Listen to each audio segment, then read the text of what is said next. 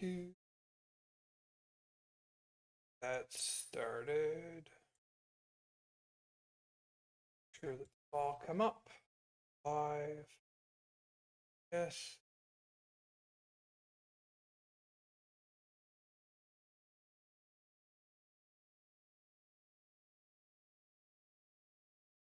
Also live.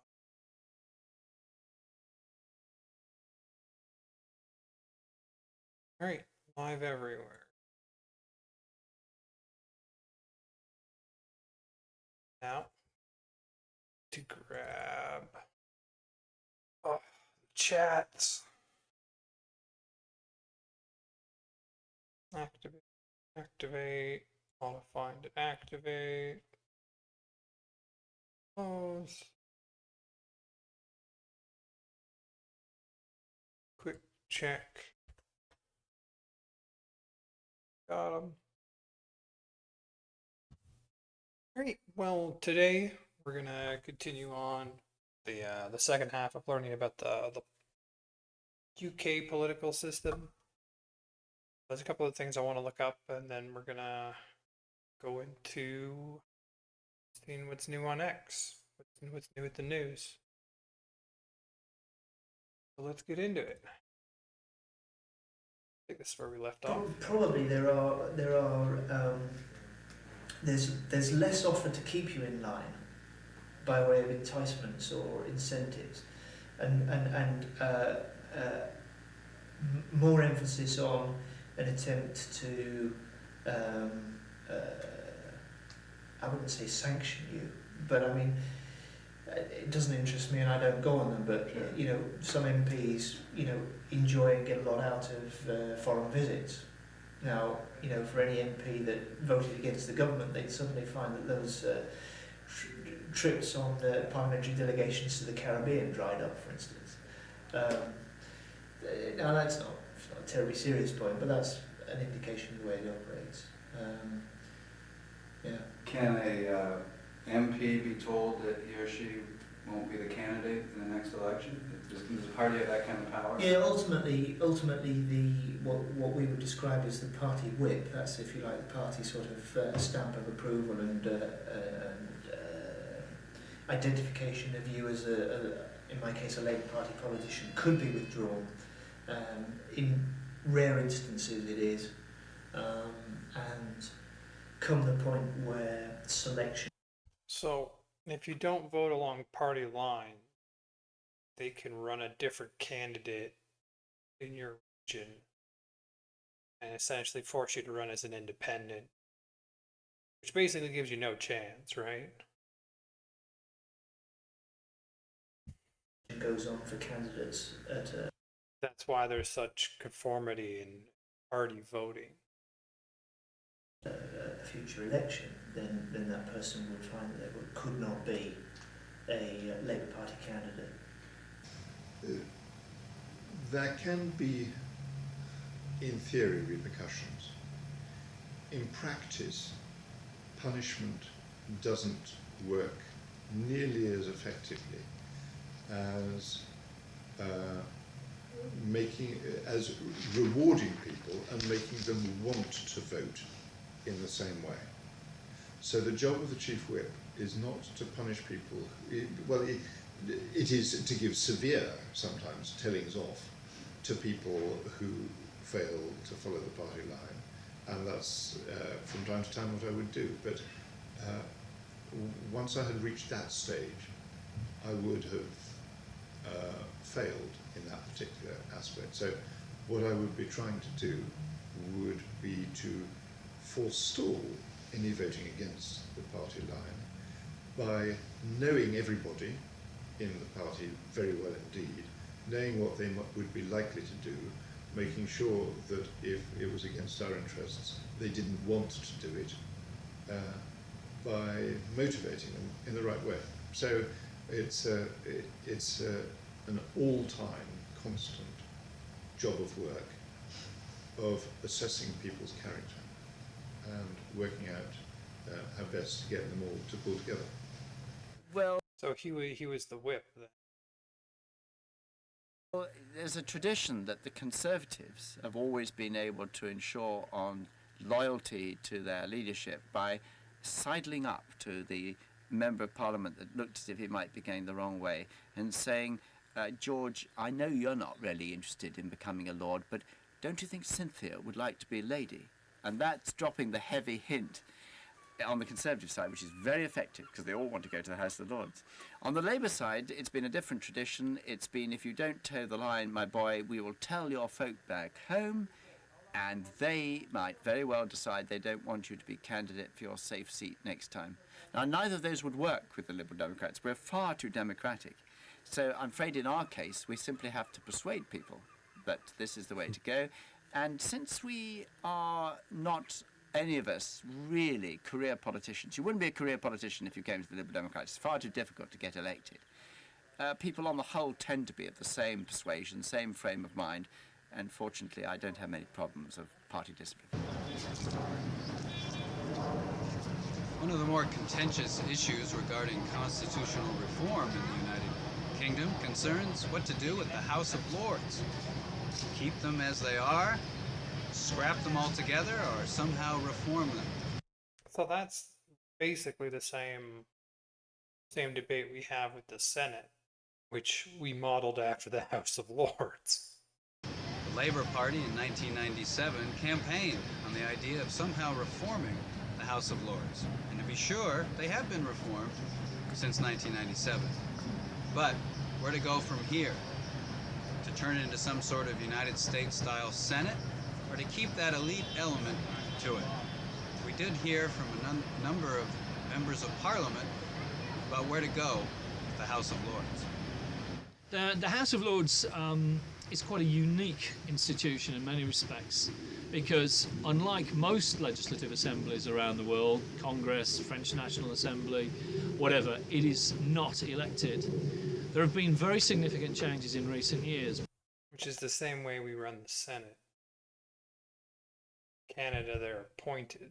Because up until 1999, in theory, the House of Lords had a potential membership of something like 1,100 members, because anyone who had a peerage, which is obviously, being a Viscount or a Lord, you have to, I believe, be at least a Knight of the Realm, was entitled to sit in the House of Lords, as were the senior bishops of the Church of England.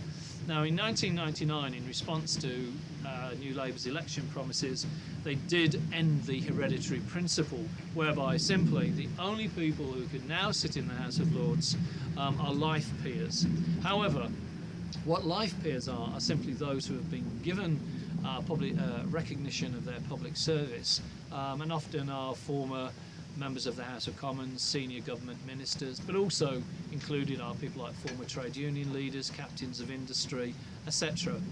But they, although have the right to sit in the House of Lords, their peerage does not pass on to their son. So, end of the hereditary principle.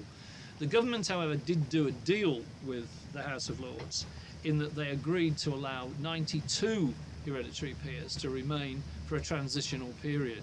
And those 92 hereditary peers were chosen by the existing members of the House of Lords. So in reality, although it's not a directly elected body, it no longer is, as I've said, dominated by those who just inherited their titles. It's very different from Congress. The House of Lords cannot be involved in tax-raising matters, but they look at any legislation that is going through and will often amend it. And at the present moment, the House of Lords is the only legislative forum we've got to really challenge and take on some of the wilder ideas that this government has. The role of the House of Lords is and always has been to act as a revising chamber and as a... This is making me wonder how the Senate exactly.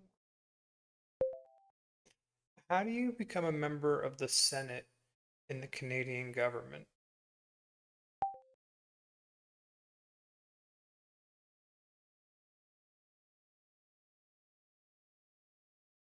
Okay, well,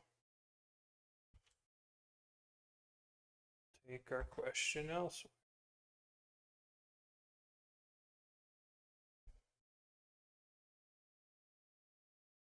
Okay. In Canada, senators are not elected by the public. Instead, they are appointed by the Governor General on the advice of the Prime Minister. While the process has become more independent in recent years, legal requirements remain rooted in the Constitution Act of 1867. Constitutional requirements. To be eligible for an appointment to the Senate, an individual must meet 5 specific criteria set out in Section 23 of the Constitution. Must be at least 30 years old. Must be a full Canadian citizen. Property ownership. You must own land worth at least 44,000. Clear of mortgage and debts. In the province or territory you are appointed to represent. Net worth. Your overall net worth, property and assets minus all debts, must be at least 4,000. So you have to have basically a positive net worth. Residency. You must live in the province or territory for which you are appointed. Quebec senators are represent one of 24 specific electoral divisions and live in that division or in their property.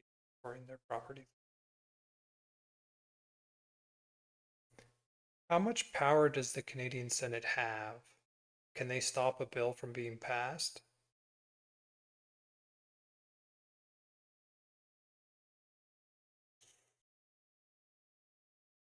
In the Canadian province, the Senate is often described as the chamber of somber second thoughts.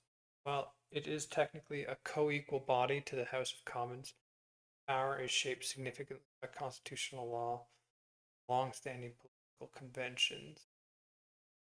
1. Legislative power. Can they stop a bill? Yes, technically and legally, the Senate has the power to reject any bill that comes before it.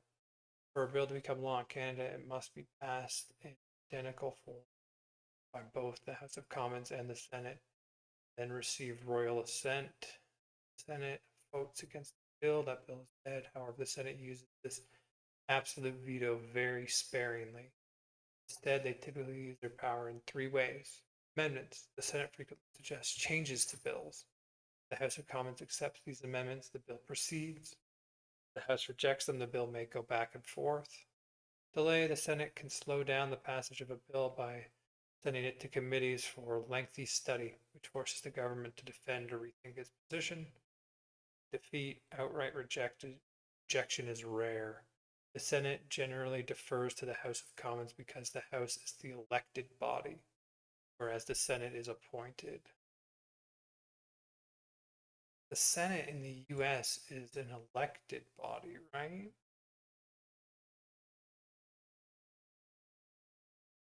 Why do we have an appointed Senate?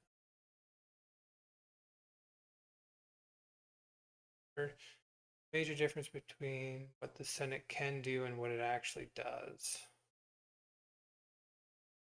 Veto power, absolute veto, most rarely used, usually defers to the House of Commons and bills. All things. All right. How does the Senate in Canada compare to the House of Lords in the UK?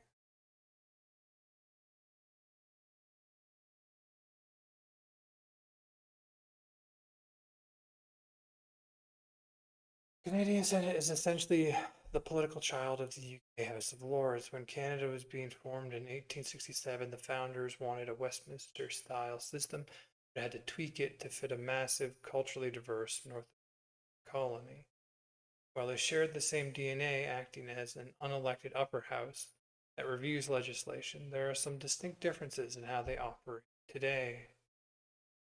Total seats, Canada has 105. The House of Lords has 800 or so. They were saying that anyone with like a title could sit on the House of Lords. Basis of seats, appointment only. The UK, in Canada, it's appointment only. UK, life peers, hereditary peers, and bishops. retirement in Canada mandatory at 75. I think we should lower that because I've seen that elsewhere too. Where was that? Our Supreme Court also has a mandatory 75. Like, we should lower that down a little. The UK House of Lords, no mandatory age. Voluntary retirement. Canada, technically absolute veto powers. The UK, delay powers only. Primary focus in Canada, regional and minority representation. The UK House of Lords, expertise and specialized revision. Go back. Bit of a break on the over-enthusiasm sometimes of elected politicians. So when the House of Commons sends new legislation up to the House of Lords, the House of Lords are able to spend a good deal more time with actually a very deep amount of expertise on that legislation. During the last two parliaments, though, when in the House of Commons there has been such a huge government majority, a majority significantly larger than the main opposition party itself, it has been the House of Lords that has been more effective in holding the government to account, because the government does not have a majority in the House of Lords. The House of Lords feels constrained about using the fact that the government doesn't have a majority, and so from time to time they back away from outright confrontation. But it has been the government's main check and balance, apart from the media, because the House of Commons, frankly, at the moment, is not working well. And the House of Lords is there. So when one side has a majority, Senate or House of Lords can act as like a mediating factor to keep them in check.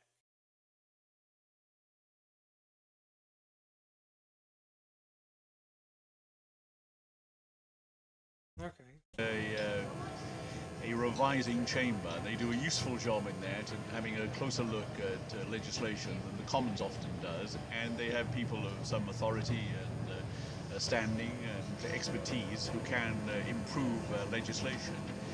But they're entirely unelected, and they're a mixture of inherited lords who are still there, and they're there mainly because their families had a history in which their great-great-great-great-grandmother was the mistress of a king, or their great-great-great-great-grandfather was a crook, robber baron, wherever it might have been. But they are, it's an extraordinary anachronism, a hangover from the past, that people are not there by the first past the post system, but a system as described by Tony Benn, as the first past the bedpost system. The firstborn would go there. And it's indefensible that people should be chosen on that basis. It was a disastrous experiment to have the people's peers, to have people in who were chosen as representatives of ordinary people. And it was an almighty disaster, because the people who were appointed were very much the same people who were going in there either by birth or because of privilege in life. And I remember hearing the chairman of the committee who appointed the so-called people's peers saying they couldn't have anyone who was a waitress or a bus driver in the House of Lords because they wouldn't be articulate to make their point. But as someone who was a bus driver for 3 years and who married a woman who was a waitress for the same period, I was very offended by that, and both of us can string a few words together and could make a case. But the same kind of snobbery privilege that's been part of the House of Lords for centuries is still there. But there's been a reluctance to change it, a reluctance not only from the Lords itself, who fight tooth and nail to remain there, but also from Tony Blair, who said he's in. Is it still done the same way?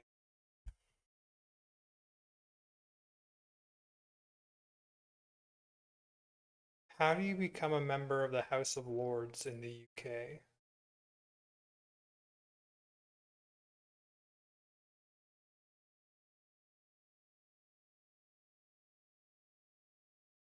Okay. Well, the Canadian Senate is based entirely on appointment. The UK House of Lords is a unique hybrid of merit-based appointment, religious rules, and inherited titles. That's what he's talking about, the inherited titles. There are currently three main paths to become a peer in the House of Lords. Life peer, the most common way. Vast majority of the roughly 800 members are life peers. Titles are for their lifetime only and cannot be passed down to their children. So, getting away from the inherited title system. Political appointments, cross branchers, the appointment commission, independent body vets all nominations. Variety specifically nominates the non-political crossbenchers.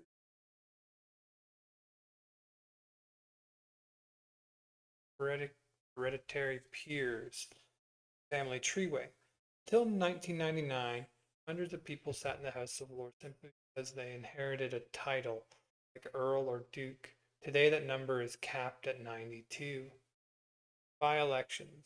When one of these 92 hereditary peers dies or retired, a by-election is held. However, it's not a political vote. Only people who already hold a hereditary title are on a specific register can run. Only other hereditary peers in the House of Lords get to vote for them.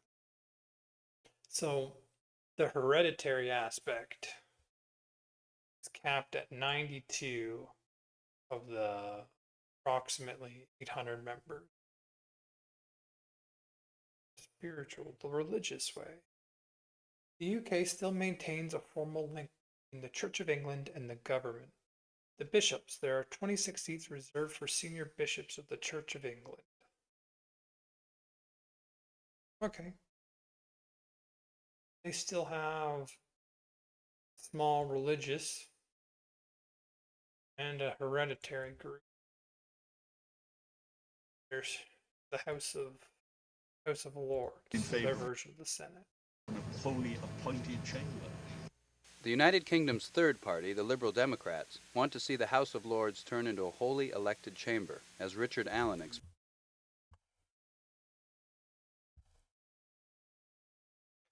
What are the current popular parties in the UK and what do they stand for? Okay, let's see. Because he's talking about the Liberal Democrats now.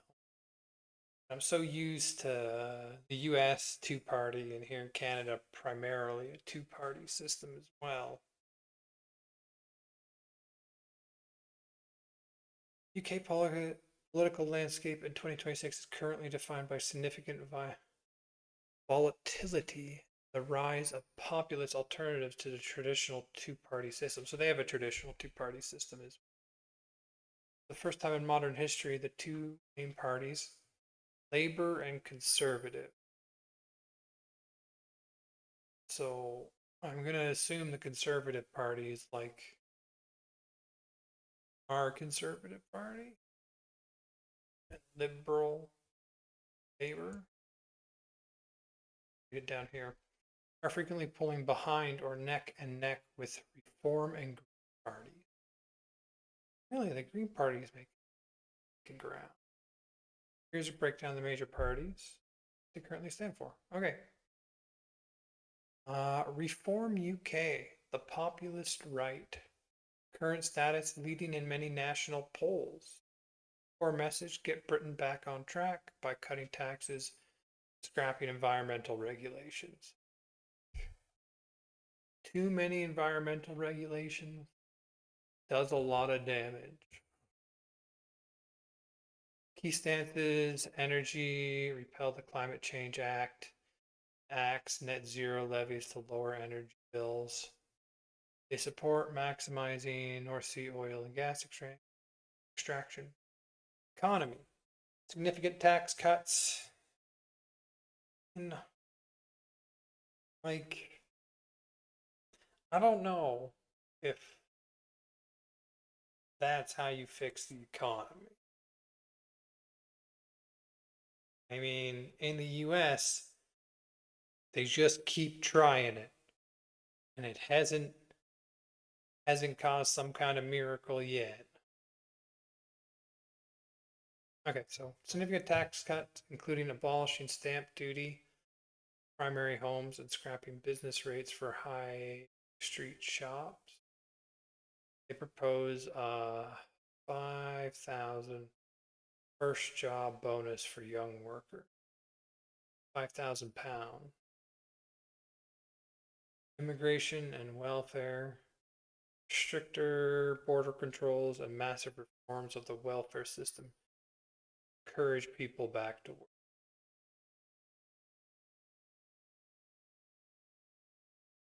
This is a really cut down summary.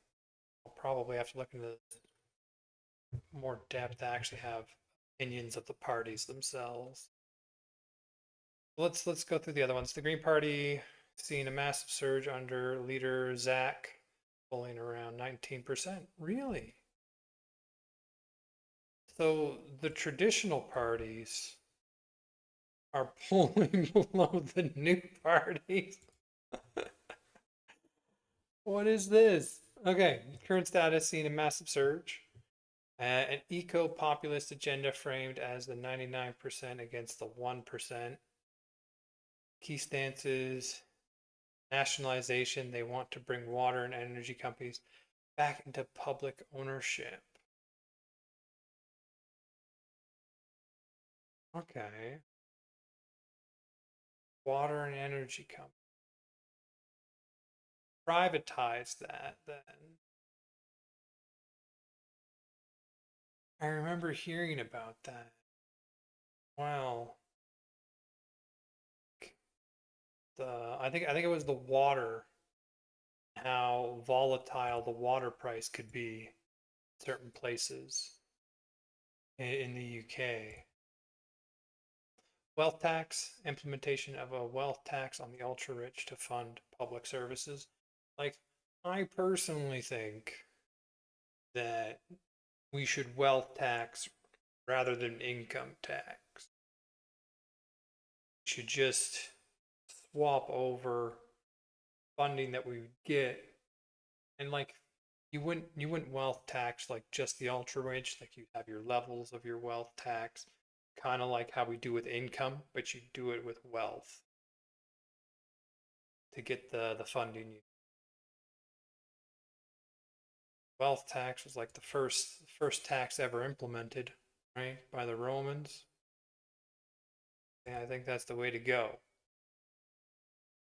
Housing, radical reforms, including rent controls and giving council the right to buy rented homes and landlordship. Foreign policy, they have a more radical stance than Labour. Their proposal to leave NATO and strong support for Palestinian statehood. It's so weird to me because I see this in the NDP as well, where they have like a couple good ideas, but then there's just some really crazy ideas thrown in there as well. Like, I mean, leave NATO. NATO's kind of what's defined the world for the last 50 years. I guess we'll see. Let's see what the original two parties are doing. The Conservative Party, in a period of rebuilding, polling around 17 to 19%. Core message, positioning themselves as the sensible alternative to Reform UK while adopting many of their right-wing policies. I mean, the further they move and the more support they get, then the Conservative is gonna, like, they need voters. Yeah, you have to go to where the people are. Key stances: law and order, zero tolerance approach for school behavior, and immediate justice community sentence for low-level crimes like graffiti. The NHS: legislation for minimal service levels during strikes and banning doctors from striking to protect patient safety. Infrastructure: scrapping the mandate for electric vehicles, in the 2030 ban on petrol/diesel cars. They had a ban on petrol cars. They went hard on EVs then. Like, I don't know what it's like in the UK, but Canada's large and the infrastructure for electric vehicles is not there to try and ban petrol vehicles. It's just not. All right. Well, there's two more. Okay. The Labour Party, the current government. Wait. So their fourth polling party is their government. How did that happen? The governing party under Prime Minister Keir Starmer, but facing a doom loop of low approval ratings. Okay, that shows. Polling around 17 to 18%. Her message: rebuilding Britain through national missions and economic stability. Their key stance is economy. Their growth mission focuses on local jobs, creating and devolution of power to mayors and local councils. Energy, aiming to make Britain a clean energy superpower by investing in renewables, though they have faced criticism for their ban on new licenses. Worker rights: recently passed the landmark Employment Right Acts, which repeal several previously strict restrictions on trade union. Okay. Number 5, the Liberal Democrats, the middle way. Current status: polling at 12 to 14%, focusing on the squeezed middle voter. Core message: pragmatic, evidence-based localism and fixing the UK's relationship with Europe. Key stances: Europe, moving the UK closer to the EU single market standards to reduce trade friction, though not calling for immediate re-entry. I mean, like, that's probably just a good idea. As much as, like, trade can benefit both sides, there are cases where it certainly can harm one side more than the other. And so you certainly need, like, rules and laws around trade. I don't particularly feel that free trade is good for every country. But something close to that, probably what you want to aim for.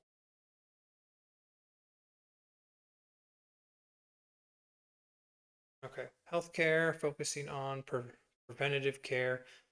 That's so hard to do. People don't want to go into the hospital unless they're sick. Like, they don't want to go into the dentist unless their teeth hurt. Focusing on preventive care is it's tough to get the public on board with that. So focusing on preventive care and social care reform to stop bed blocking hospitals. What the heck is bed blocking in hospital?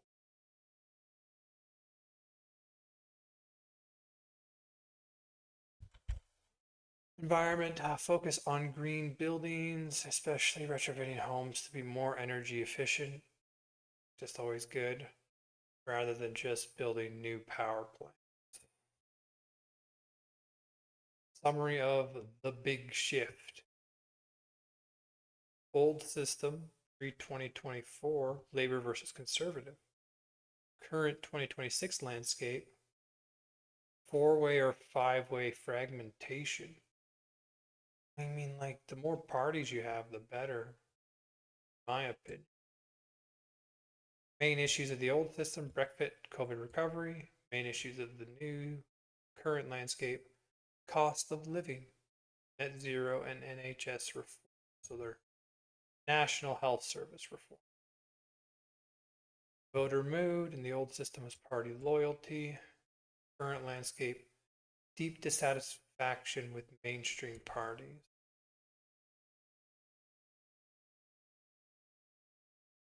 Note on regional parties: the Scottish National Party, Plaid Cymru, remains dominant in their respective regions, though their national polling is naturally low, 2 to 3%. All right, we'll have to look at their current system. I like how their two main parties are behind the two new parties. But really, Reform UK, the one that has the most support,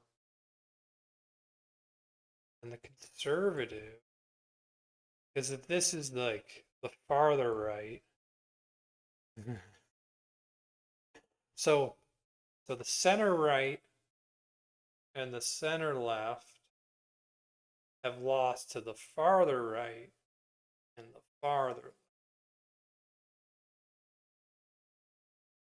So there's trouble, and people are seeking solutions in the extreme.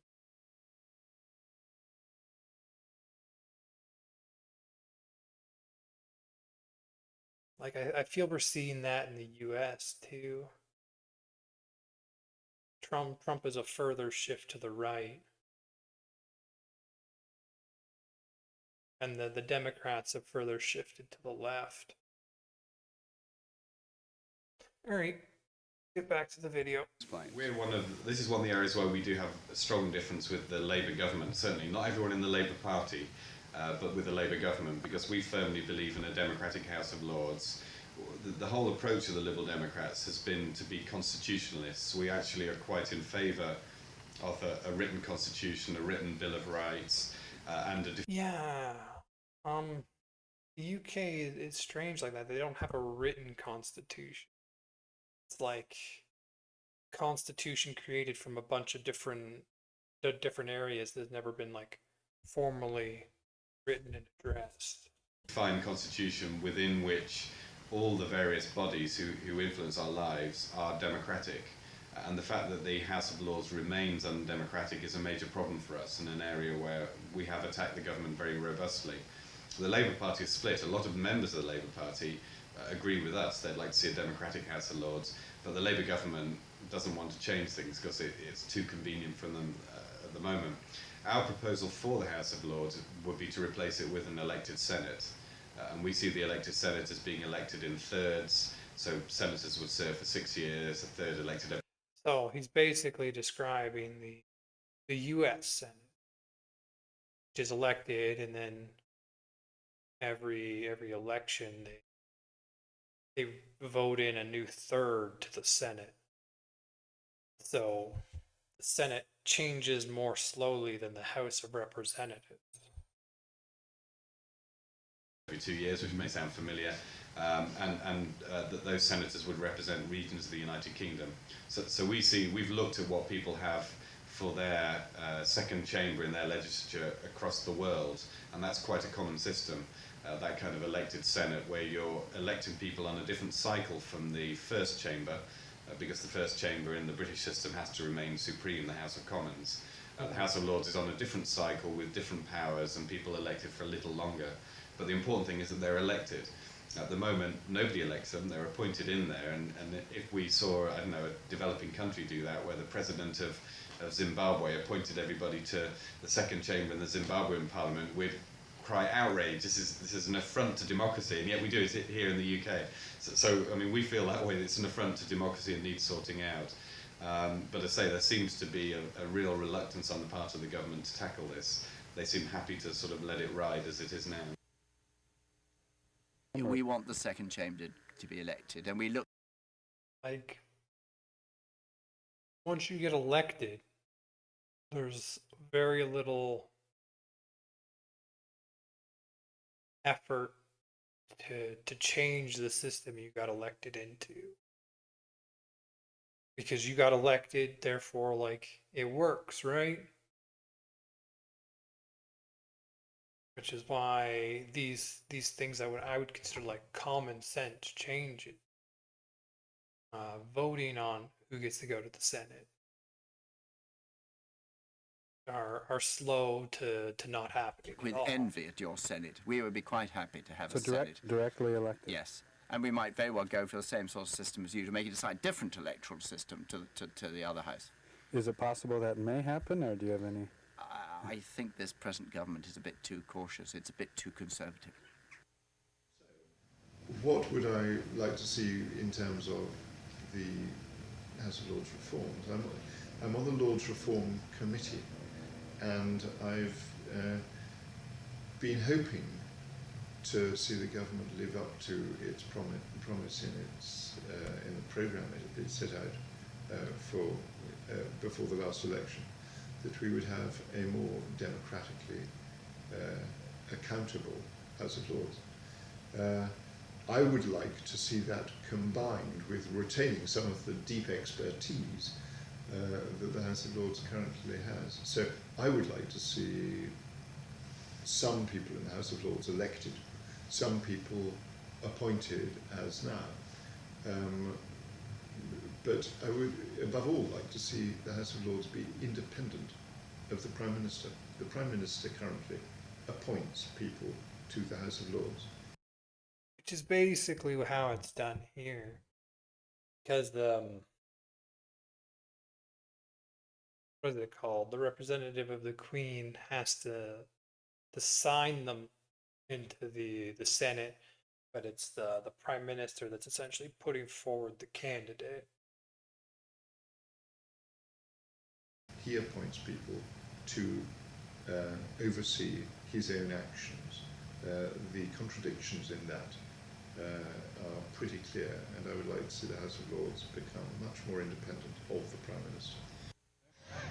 Well, we've said that we ought to see more of an elected element, because if once you start tinkering around a mechanism that is working, which it was, then you have to think through the logical consequences of it all. And the stagnant position of the House of Lords at the moment, and the unsatisfactory position, however useful they are to us as the Commons, is one that is not thought through. And it is absolutely classic of the government that they produce a piece of legislation and haven't thought through the consequences. The difficulty is that there is a public cynicism about politics and politicians. So when the public are asked really about reforming the House of Lords and having an elected House of Lords, they look at it and they say, well, it would be another bunch of those elected politicians that we don't like going in there. So whether it's appointed people or whether it's elected people, we don't see much difference. And there's a kind of general sense of apathy around changing it. It's not top of people's political agenda. That's health and education, the economy and all of that. And so the government have realised that they can probably get away with not changing it. And as long as they don't change it, as long as the House of Lords doesn't have democratic legitimacy, then the Prime Minister and the ministers, the government who are in the House of Commons, can really bully them into doing what they like. They cause a bit of a problem from time to time, but if it comes to any kind of showdown, ultimately the government say, you're not elected and we are, so we win.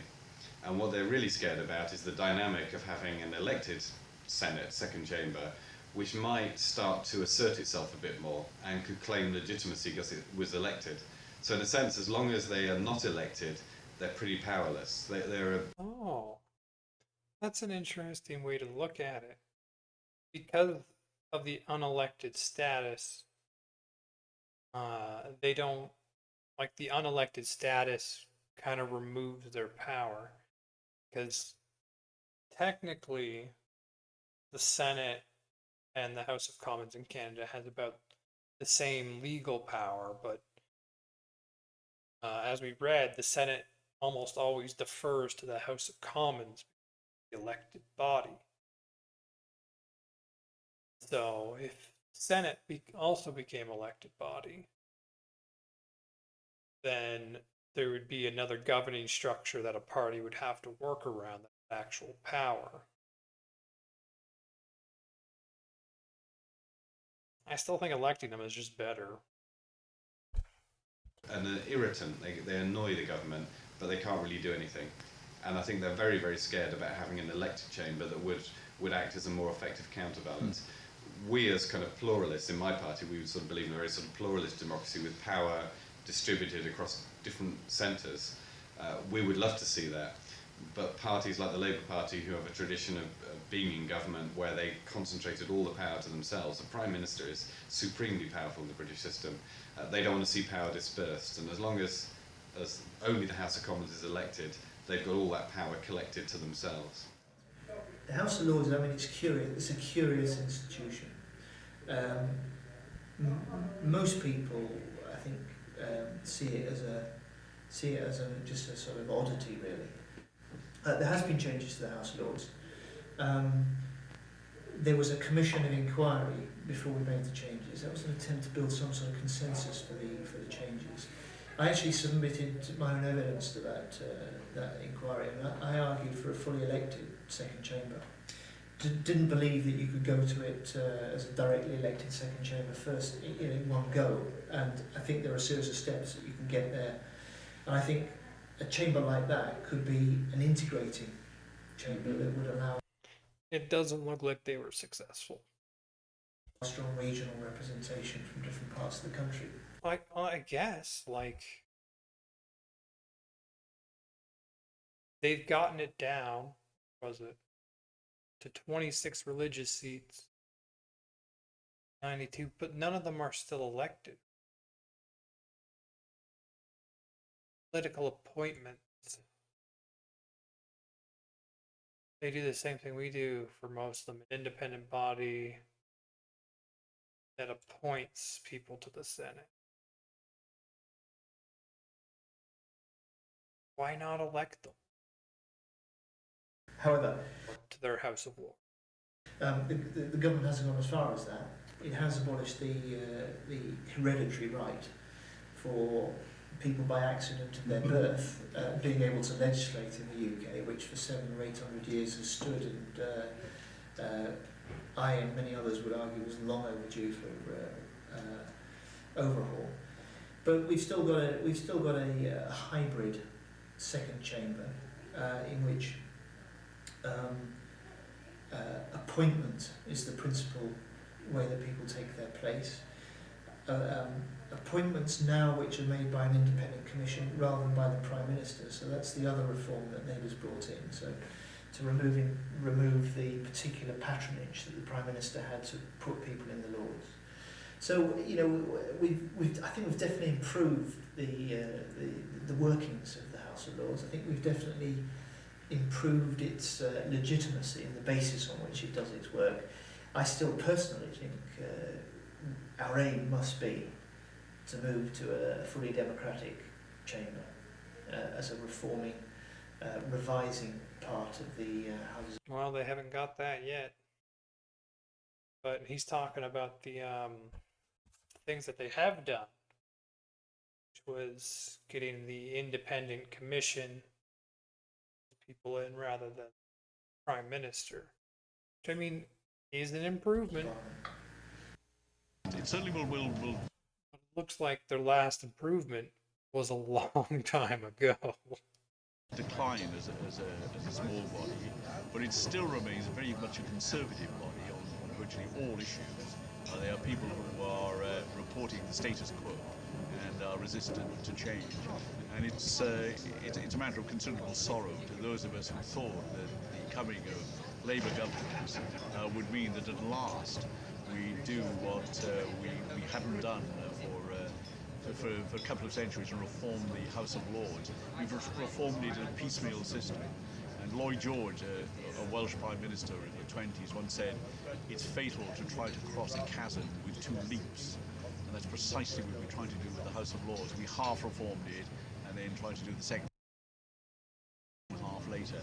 And you fall in in the chasm in the middle been doing that. So we're in a state of limbo at the moment as far as the Lords is concerned. They're still in the state of limbo. They fell straight down the chasm.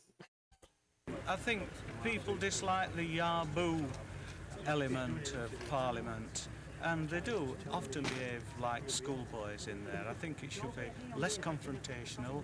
I think we should be able to get a better debate without trying to score points, and I really wish we could improve that.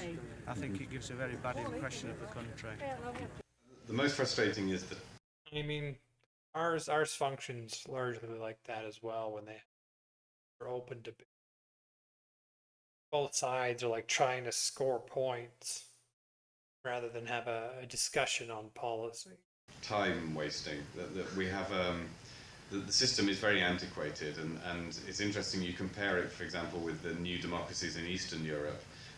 We'll go to a European meeting now, and at a European meeting you've got people from Slovenia and Estonia and Poland and all these places where they've developed their democracies, if you like, from scratch without baggage. And they have a much more modern, efficient ways of doing things. Did he say Poland?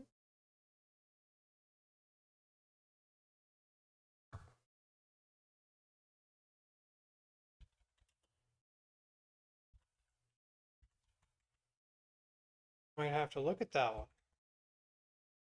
Because that's a newly, well, on the global scale, a newer form democracy.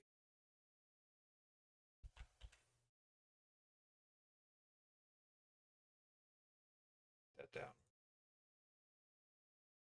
This place is built up on a whole load of tradition that goes back several hundred years, and there's a real fear about changing Yeah, it is harder to change from established tradition.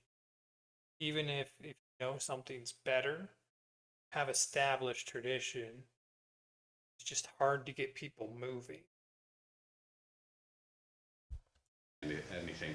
So we end up doing a lot of stuff where we waste time. I was here till 1:30 in the morning last night because somebody had spoken for 3 hours on a motion that meant nothing in order to keep us there for that period of time.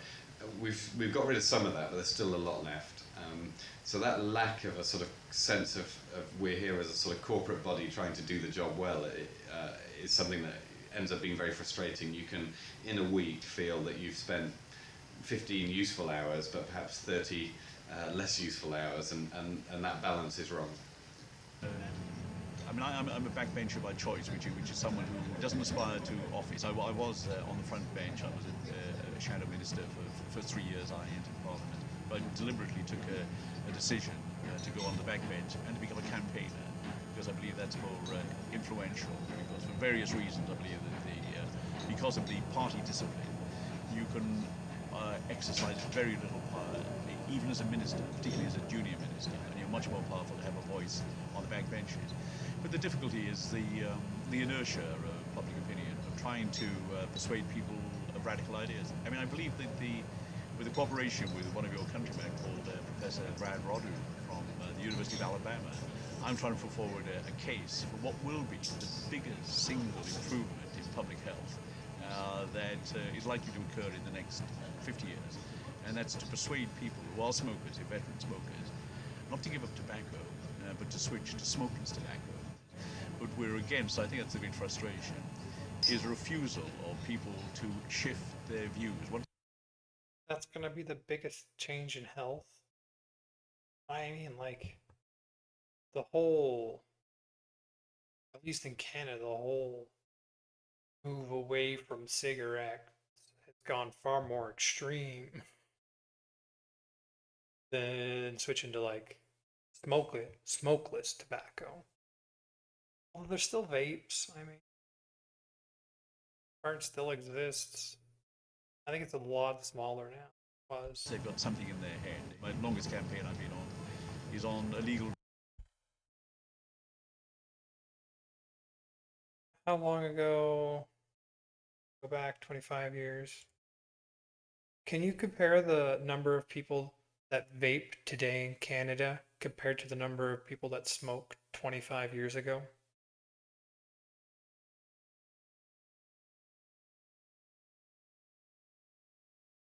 vape.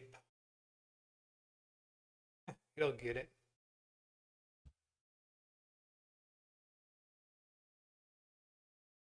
Gotta set the thinking mode.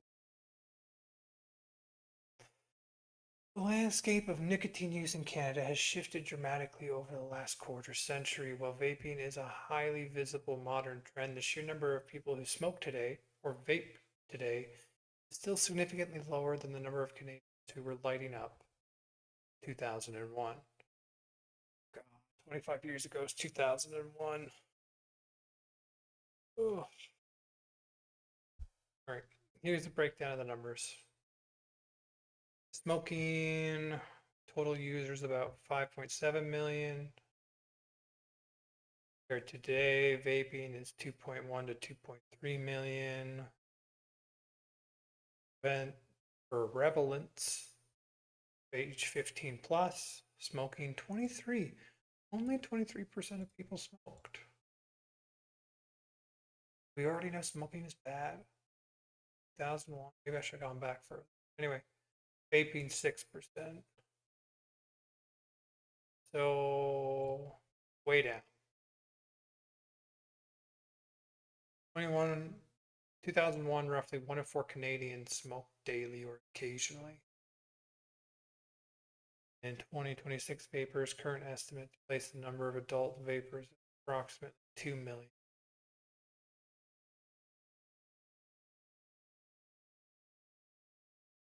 Vape class among younger demographics today.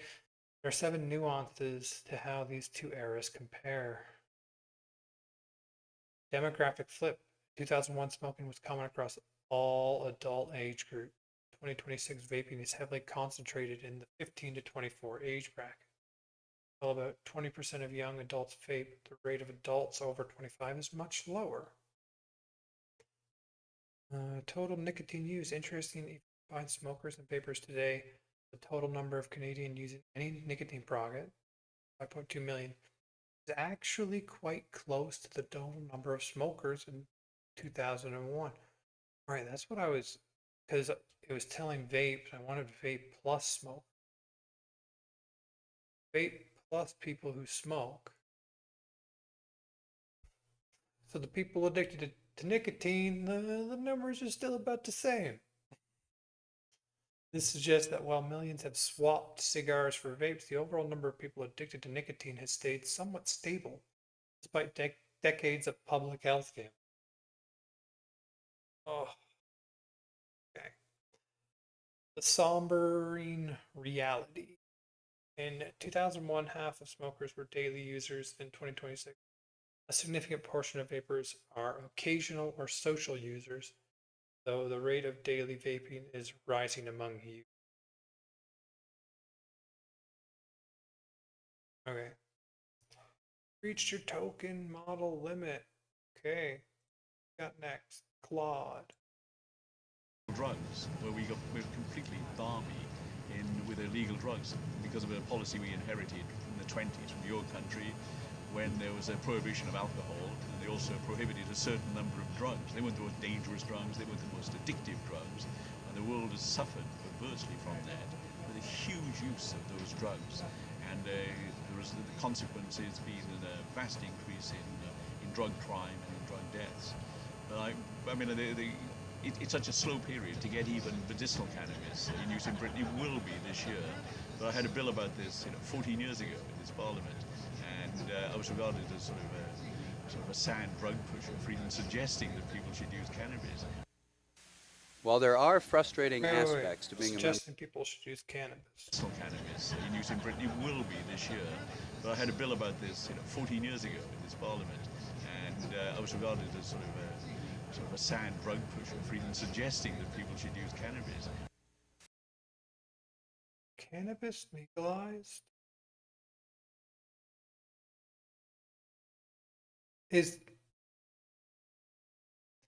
Is cannabis legalized in the UK?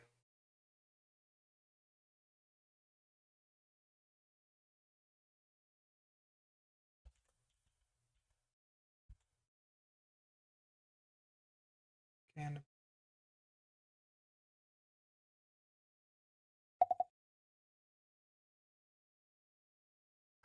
Is cannabis legalized in the United Kingdom?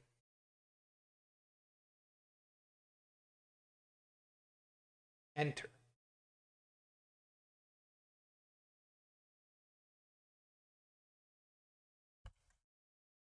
Okay, Claude's having some problems. Rock, Chat GPT. Let's see. No, cannabis is not legalized for recreational use in the United Kingdom. It remains a Class B controlled drug under the Misuse of Drug Act, 1971. Recreational cannabis possession, cultivation, supply of cannabis for non-medical purpose are criminal offenses across England, Scotland, Wales. Maximum penalties including up to 5 years in prison and or an unlimited fine for possession and up to 14 years for supply or production. Oh. In practice, especially in England and Wales, police often issue a cannabis warning for small amounts, typically under 28 grams, intended for personal use, particularly for first offenses. This doesn't create a criminal record visible on the standard DBS checks. However, repeat offenses or larger quantities can lead to fines, cautions, or prosecution. Enforcement can vary by police force and location. Okay. So it's still very much illegal. While there are frustrating aspects to being a member of Parliament, long nights and long campaigning for a legislative cause were just two that were mentioned, MPs get a great deal of satisfaction from their job, sometimes getting, as Jackie Late tells us, that nice warm glow that comes from helping somebody.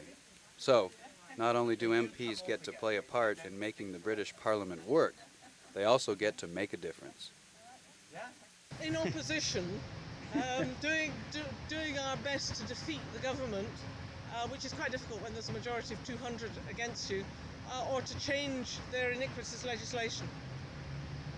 That's the most satisfying part. If we succeed, that's the most satisfying. And is the most frustrating dealing with this social work aspect, or is there other frustrating? No, it's not frustrating. Oh. It's actually very interesting, and hopefully when you can sort out a constituent's problems, then you feel a nice warm glow. I mean, there are two sides to that. One at the personal level, the most satisfying thing is when you can resolve a problem for a constituent. So when somebody's actually been to see you and Liberal Democratic Party.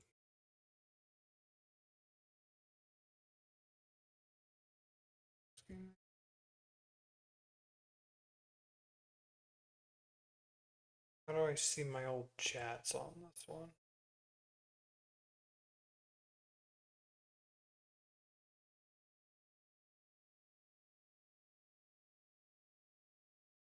I probably lost it. But that was the 5th ranked party, right? at a personal level, this is tremendously satisfying. Interesting. There's a majority of They 200. have Labour, Conservative.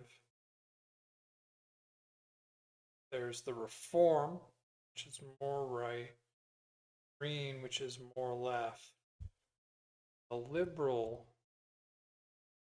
I mean, there are two sides to that. One at the Democrat is their center. Personal level, the most satisfying thing is when you can resolve a problem for a constituent. So when somebody's actually been to see you, and at a personal level, this is tremendously satisfying. They've been to see you, they've got a problem, you've sorted it out, and you know that individual, you have a relationship with them, and that personal side of the political system, I think, is very important. That's what keeps you going.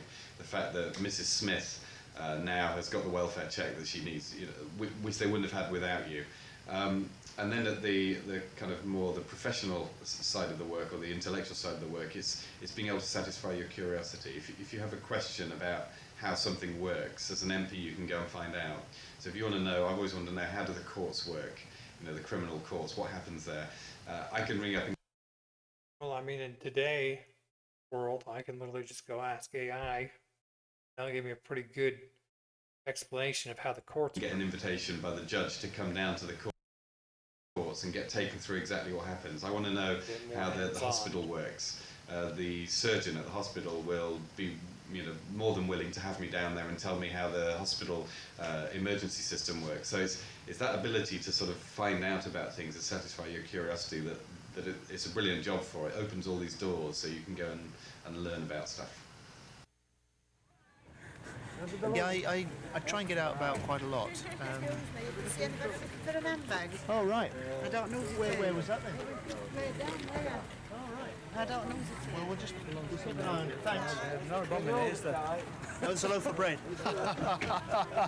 So you don't find it too jarring to go from the House of Commons to picking up handbags in the Nettos? It's all part of the job, and that's, I tell you, that's the beauty of being an MP. I mean, that looks like a man who likes his job.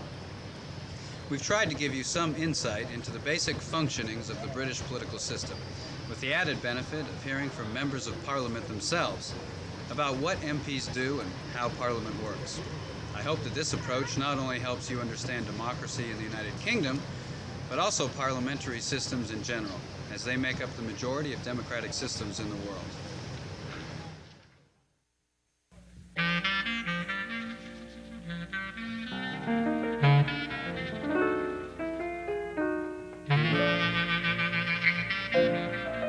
Okay. If I wanted to link videos to chat,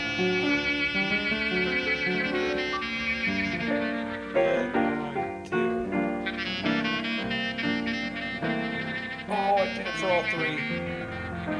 Beautiful. Anyway, so it sounds like, well, this is the system essentially that Canada was built off of. Modeled our parliamentary system after the UK. So there's a lot of similarities. It sounds like they half reformed the House of Lords and then got stuck. And they still appear to be stuck today. And it does sound like the current system of politics is being mixed up significantly by a couple new parties. I wonder if we're going to see something like that in Canada, because we're seeing this in a lot of different places. We might see a situation like within the US with both parties just going more extreme to capture that voter base, or we could see whole new parties pop up. The NDP sound like they're going the Green Party path in the UK. Got nothing else on the Conservative side, so I guess we'll have to see. Well, that's going to conclude my look at the British system. I think I'm going to look through just some trending news and stuff on X next. For that, I need a timestamp.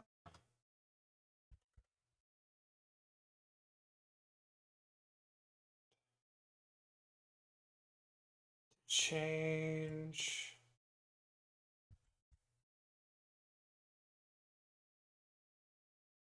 Just chatting. News and politics, just chatting. So I just have to change the title. Should save it to everywhere.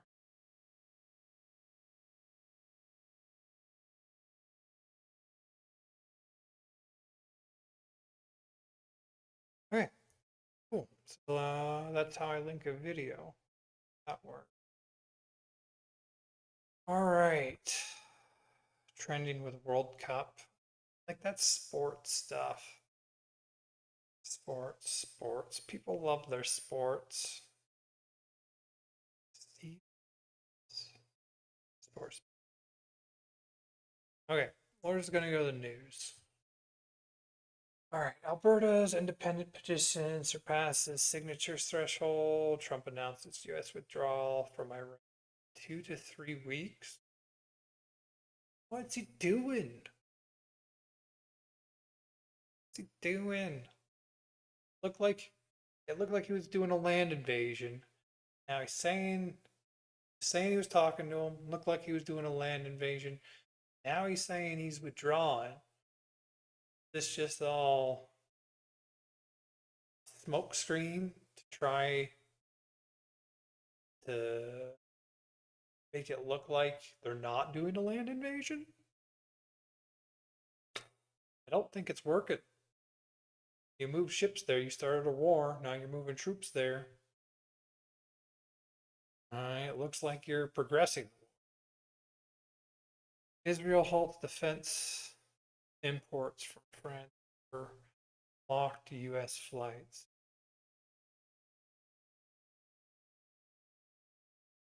Carney defends, I think. Anyway, White House. See what's going on.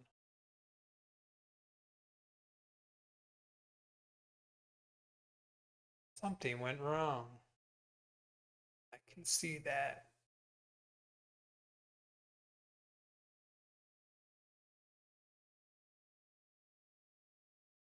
Nick's having some problems.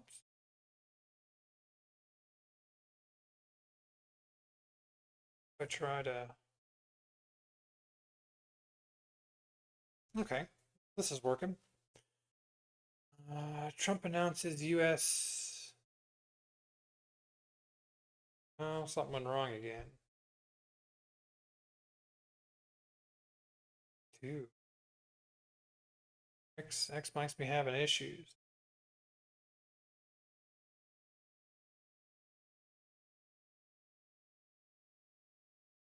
Let's read the announcement. Over a month into the U.S.-Israel air campaign that began February 28, 2026, Trump said Iran agreed never to pursue nuclear weapons, allowing U.S. forces to withdraw within weeks. The intense strikes, including nearly 900 in the first 12 hours on nuclear sites and infrastructure, caused severe damage like to the Kol Ondab reactor. Though the IAEA notes underground facilities and uranium stockpiles persist, Iran's Strait of Hormuz blockade has spiked global oil prices 70%, sparking energy shortages in Europe. Trump urges allies to secure the strait themselves amid disputed casualties of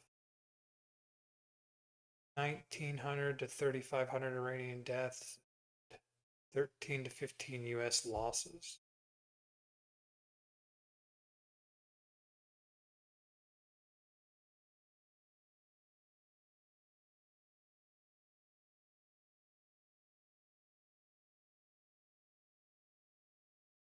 We're going to have to change what we're doing. It worked. I guess we just had to wait long enough.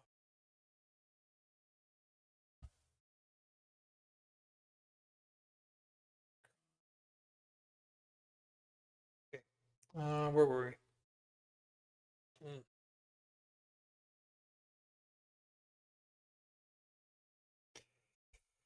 Okay, White House 13 hours ago. All of those countries that can't get jet fuel because of the Strait of Hormuz, like the United Kingdom, which refused to get involved in the decapitation of Iran, I have a suggestion for you, President Donald J. Trump. Okay.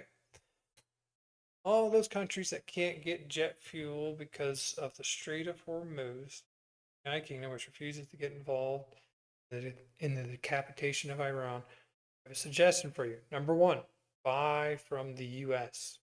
Plenty. Number two, build up some delayed courage. Go to the strait and just take it. That's not how the strait works. You'll have to start learning how to fight for yourself. The USA won't be there to help you anymore, just like you weren't there for us. It sounds like he wants to back out of NATO. Iran has been essentially decimated. The hard part is done. Go get your own oil. President Donald J. Trump. Oh, it's such a wild ride. Like, is he gonna do a land invasion? Isn't he gonna do a land invasion? Is he gonna back out in a week? Isn't he gonna back out in a week? But he's like, he's telling other countries that just go take the Strait of Hormuz. It's not that simple. Like, it's a complex system. And as long as they can have small watercraft, they will make the insurance for the Strait of Hormuz so expensive that no one will go through it. Like, can't just decapitate the country's leadership and open the strait, or you would have been able to open the strait already. The level of commitment you need to do to prevent them from closing the strait is significant. I mean, like, ideally, he is talking to the Iranians, and there is a peace deal where the Strait of Hormuz can be opened. And they agree not to have nukes.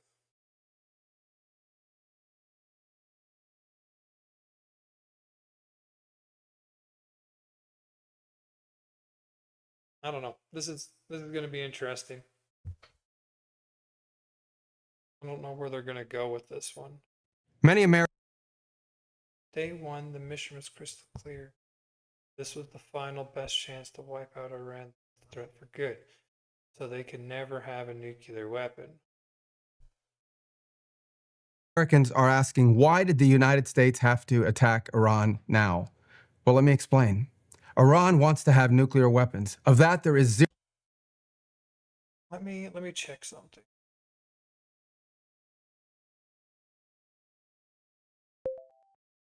Before the war in Iran, what was their level of nuclear enrichment?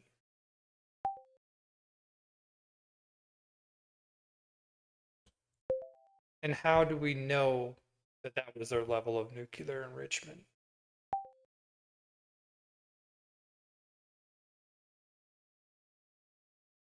Because from what I understand, for civilian like nuclear power plant use, you only need like a 3% enrichment or something.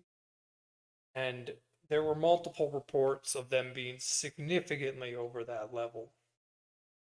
Just straight up reports that like they're trying to build a nuclear weapon.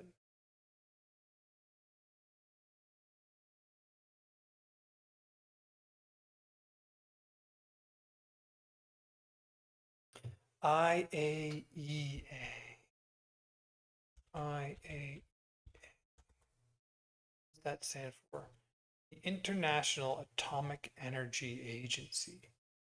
The IAEA is the World Center for Cooperation in the Nuclear Field, promoting the safe, secure, and peaceful use of nuclear technology.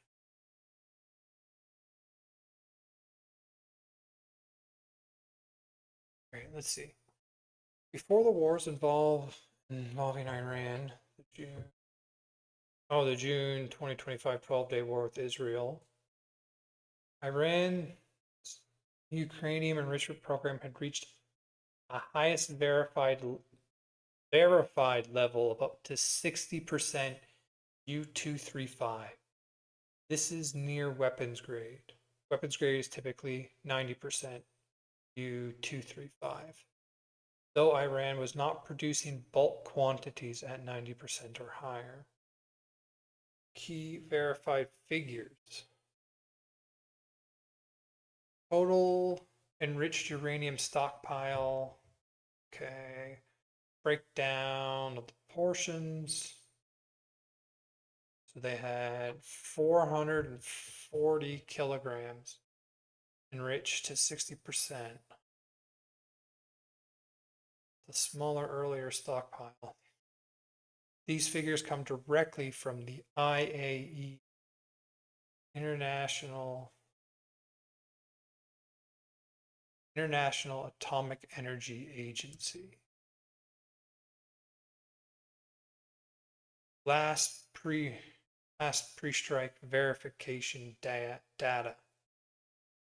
Iran has been enriching to 60% since 2021.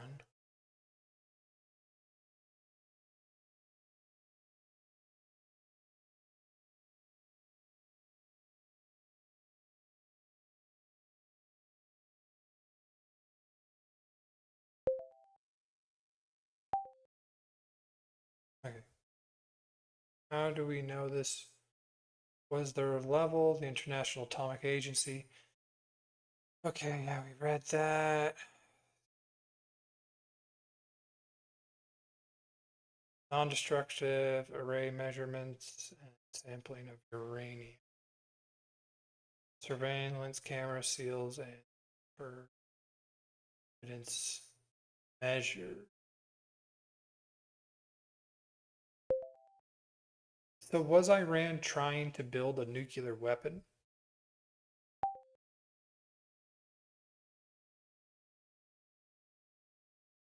We'll think on that one for a while.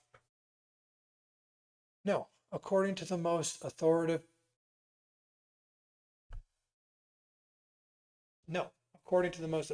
public assessments from the IAEA and the US intelligence community, right up to the eve of the June 2025 strikes, Iran was not actively building a weapon or pursuing a structured ongoing weaponization program at that time.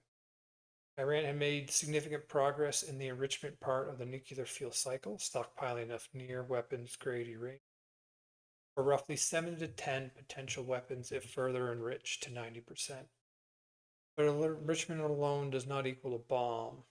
Weaponization involves additional complex detectable steps that the IAEA and US assessment states were not underway in a coordinated, active manner.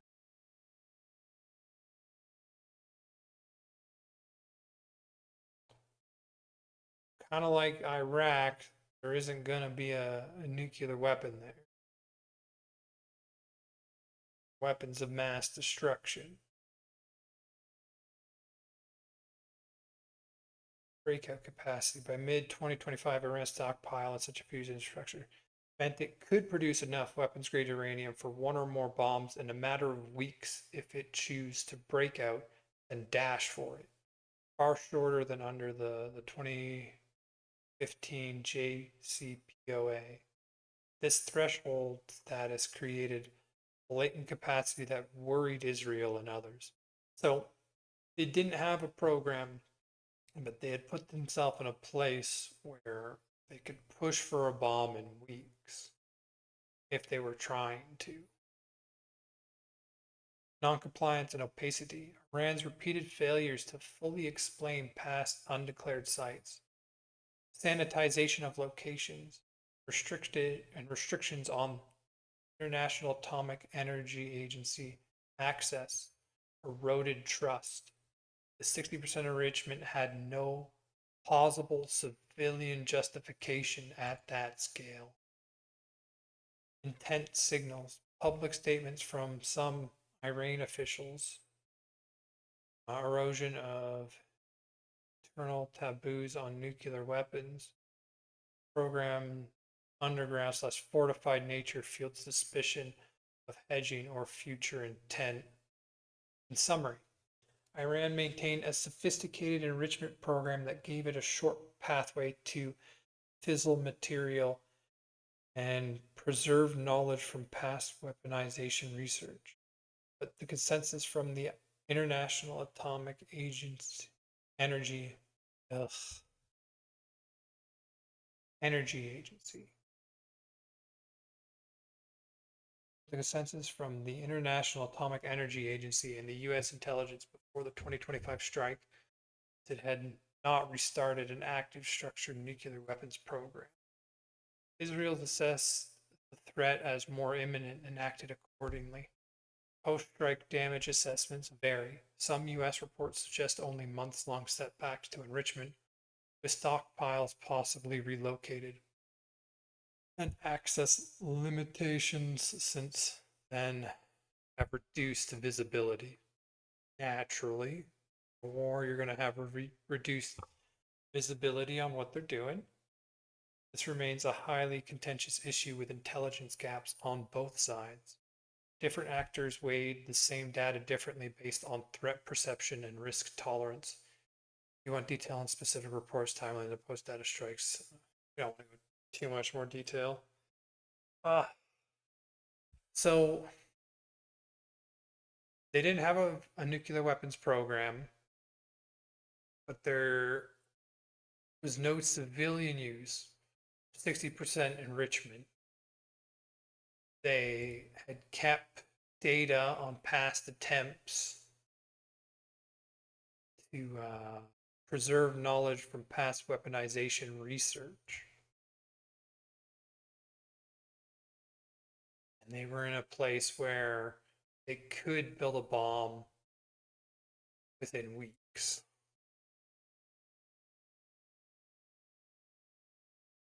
I mean, that's a hard one.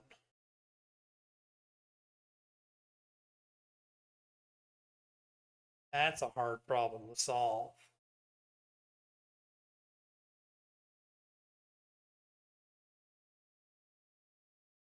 And so that's why they did their initial hit. Now they're in a war.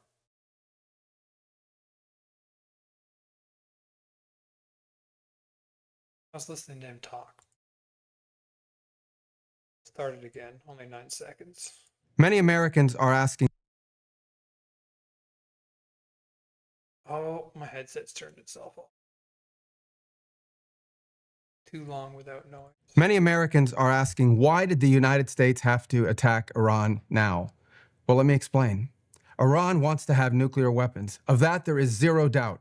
If what they truly wanted, which is what they claim, is nuclear energy, well, they could have nuclear energy like all the other countries in the world. So the 60% enrichment is really that's just concerning. There's no civilian use for that. World have it, and that is you import the fuel and you build reactors above ground. That's not what Iran has done.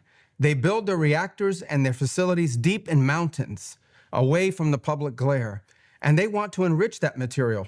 The same equipment that they could use to enrich material for energy, they could use to quickly enrich it to weapons grade. So it is clear that they've been. So that's the breakout capacity, where within weeks of attempting to get a nuke, they would be able to get a nuke if left alone. Offered every opportunity to have a nuclear program that allows them to have energy, not weapons, and every single time they have turned it down. But why the attack now? Well, what was Iran trying to do? Iran was trying to build a conventional shield, in essence, have so many missiles, have so many drones that no one could attack them, and they were well on their way. We were on the verge. I mean, like, having so many missiles and drones lets you pressure, in this case, the oil market and the energy market. So they had, they're already doing damage. If they had more, they'd be able to do more damage. Of an Iran that had so many missiles and so many drones that no one could do anything about their nuclear weapons program in the future. That was an intolerable risk. Under no circumstances can a country run by radical Shia clerics with an apocalyptic vision of the future ever possess nuclear weapons. And under no circumstances can they be allowed to hide and protect that program and their ambitions behind a shield of missiles and drones that no one can do anything about. This was So far, I agree with everything he's saying. our last best chance to eliminate that conventional threat, that conventional shield that they were trying to build. And the president made the right decision to wipe it out now. That is the goal of this operation, to destroy their conventional missiles and their drone program so they can't hide behind it and finally have to deal with the world seriously about never, ever having nuclear weapons. I mean, I largely agreed with that.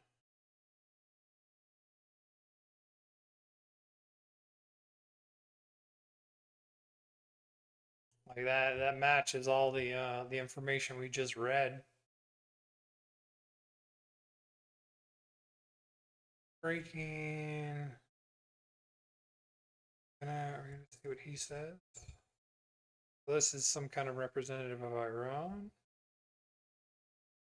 I'm not going to read it. I'm going to listen. بسم الله قاسم الجبارین. با توجه به شرارت‌ها و اقدامات تروریستی دشمنان آمریکایی صهیونیستی و هدف قرار دادن منازل مسکونی مردم ایران در شهرهای مختلف، نیروهای مسلح جمهوری اسلامی ایران در اقدامی تلافی جویانه محل سکونت فرماندهان و مسئولان سیاسی آمریکا و رژیم صهیونیستی در منطقه و سرزمین‌های اشغالی را هدف قرار خواهند داد و من نصر الا من عند الله العزیز الحکیم. بسم الله قاسم الجبارین. با توجه Isn't that what like they're already doing? I was under the impression they're already pretty indiscriminately targeting everyone around them.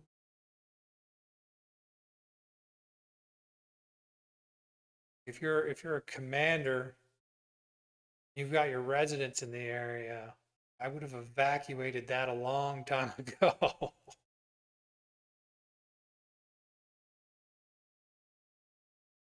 Like some kind of peace deal that involves them not having nukes. The opening of Strait of Hormuz would be ideal. I just don't see that happening. Not in the short term. I could be wrong. I hope I'm wrong. Never forget how Easter Bunny had to hold Joe Biden away from the kids during the Easter egg hunt at the White House.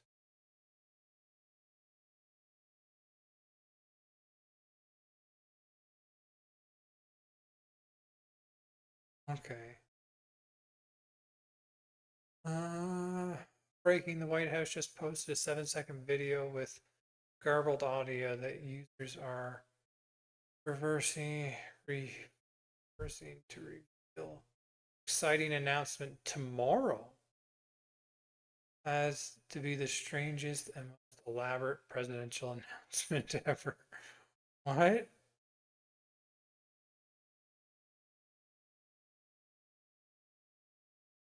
Okay. What's this one? Breaking. The White House said they will make the Gulf states pay for the war on Iran. I told you on day one that this pay for the vast majority of the cost of the war. Kuwait, Saudi Arabia, the UAE. Who's paying for the cost of this war? Will those Arab countries step up to do just that? Well, I think it's something the president would be quite interested in calling them to do. I won't get ahead of him on that, but certainly it's an idea that I know that he has and something that I think you'll hear more from him on. And then secondly, the cost of pay for the vast majority of the cost of the war. I mean, that's just a short clip.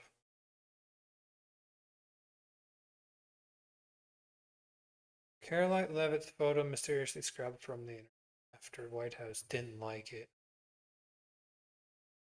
Unflattering image of Caroline Leavitt just disappeared from major photo libraries right after agencies were reportedly told it wasn't appreciated.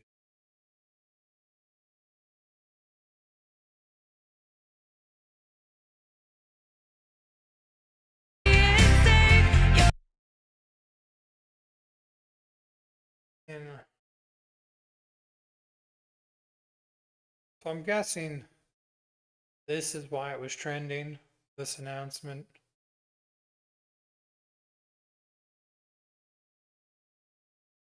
Build up some delayed courage, go to the street, and just take it. How's that been working for you? We might see the next stage of that. I'm gonna say that's probably why the White House was trending.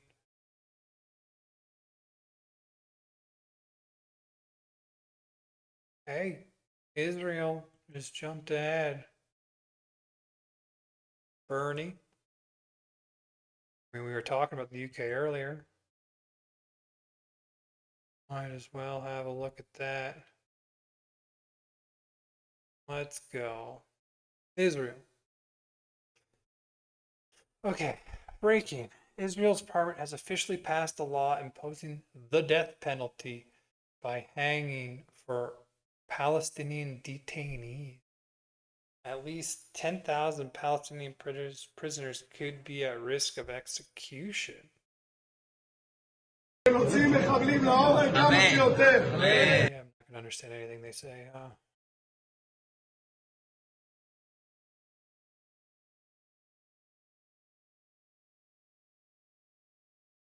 Israel, 0.2% of the world's population, 99.9% of the world's problem.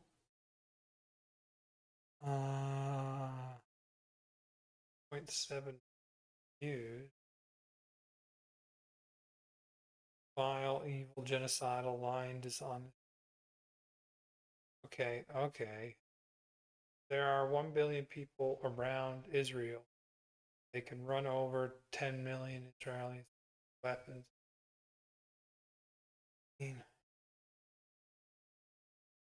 These clearly all lean one way. What shocks me is not what Israel does, but how much the West is willing to tolerate it. I mean, this doesn't look good.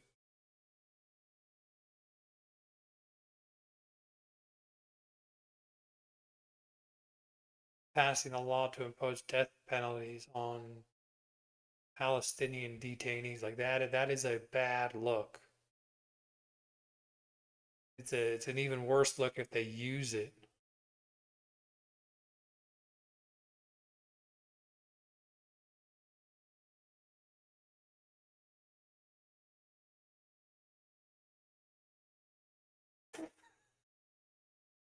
No.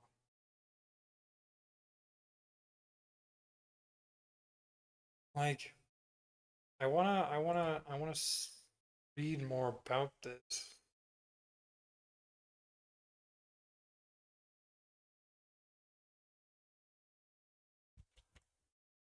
Surely there's.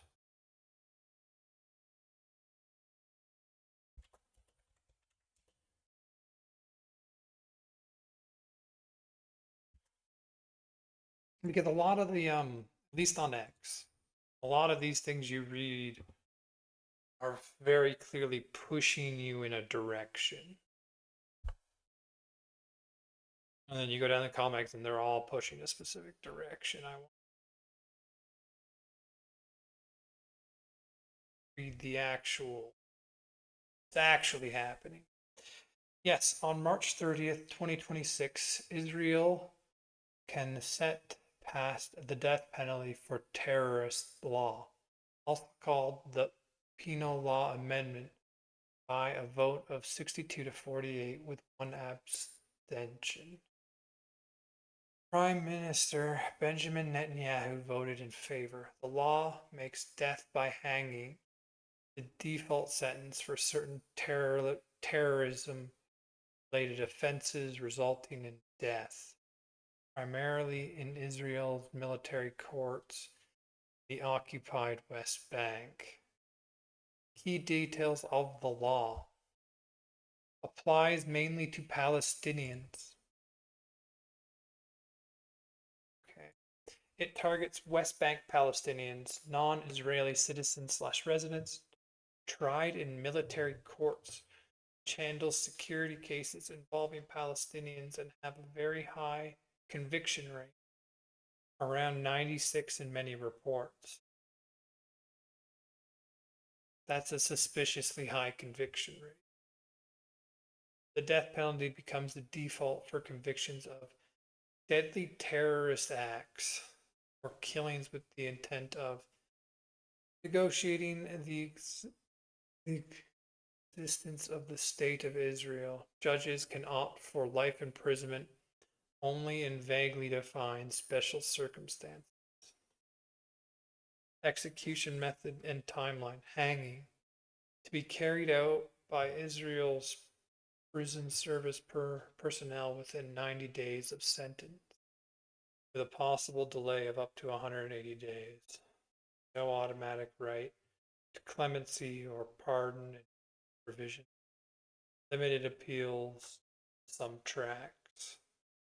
civilian court tracks for cases in Israel's regular courts, which try Israeli citizens, including Jewish Israelis and Arab Israelis. The death penalty applies only for deliberate killings motivated by intent to end Israel's existence. A high bar that critics say make it effectively inapproachable to Jewish extremists or settlers committing similar national violence against Palestinians. Not retroactive, it does not apply to Palestinians already detained. Background: Israeli has had the death penalty on the books for rare cases, but it has been used only once since 1948. The 1962 hanging of Nazi war criminal Adolf Eichmann. This new law significantly expands and streamlines its use for terrorism offenses in the military court system.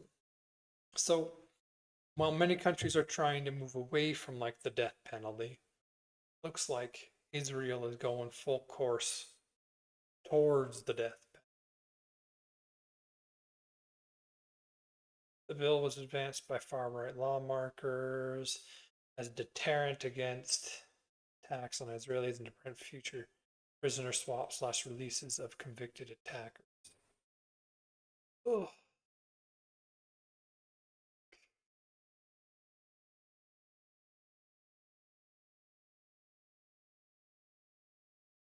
Criticism and context.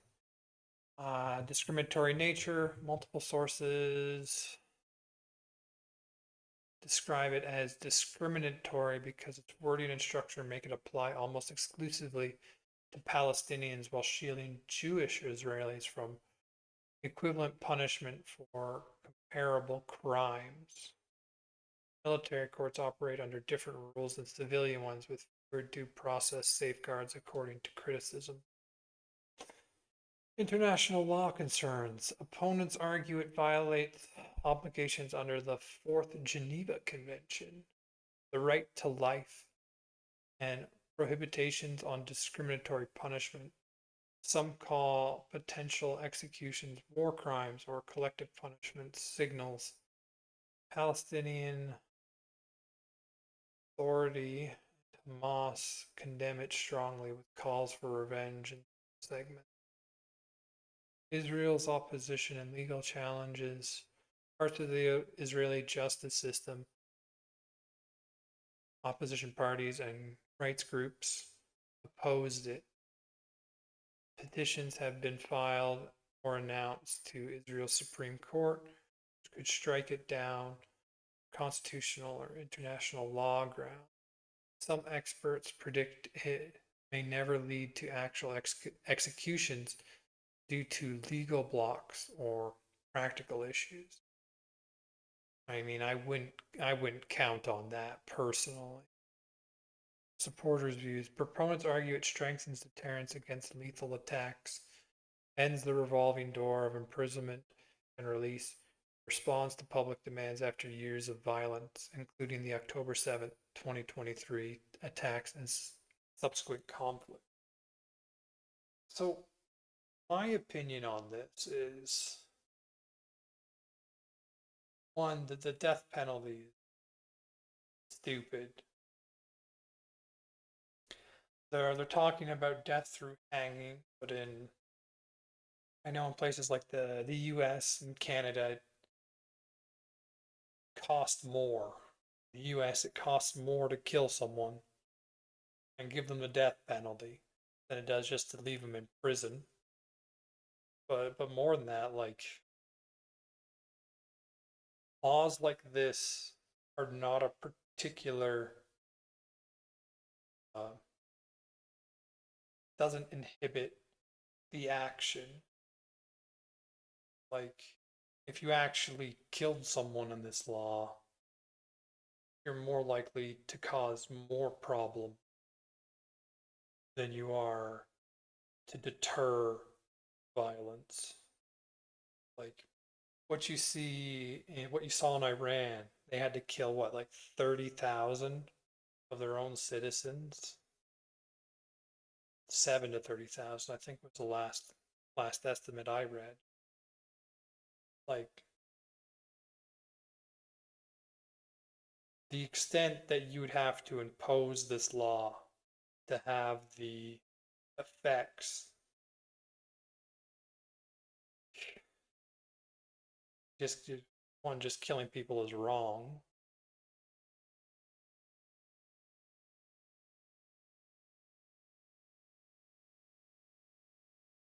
I don't know. It's not a good look for Israel. This is not a good look. All of a sudden, all the comments I was reading start to make a lot more sense. When was Israel's last election? Because I know Benjamin Netanyahu has leaned very hard to like the extreme right of their party, of their country. Current status. The law has passed all required readings and is now enacted, but implementation faces immediate legal challenges, public protest in the West Bank, and international criticism. That's what we're doing now. No executions have occurred under it yet, and it does not automatically affect the thousands of existing Palestinian detainees. So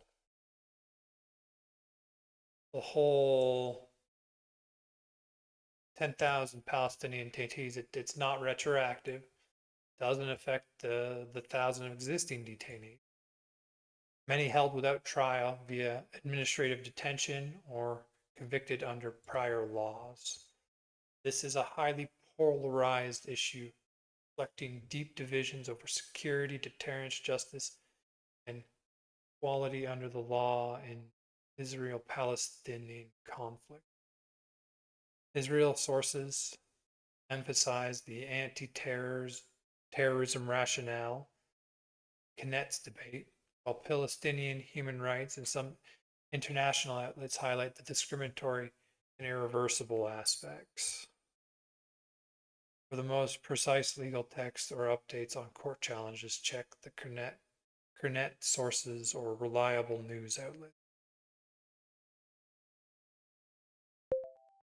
When was Israel's last election, and when is their next election? Oh. What is Benjamin Netanyahu's popularity rate?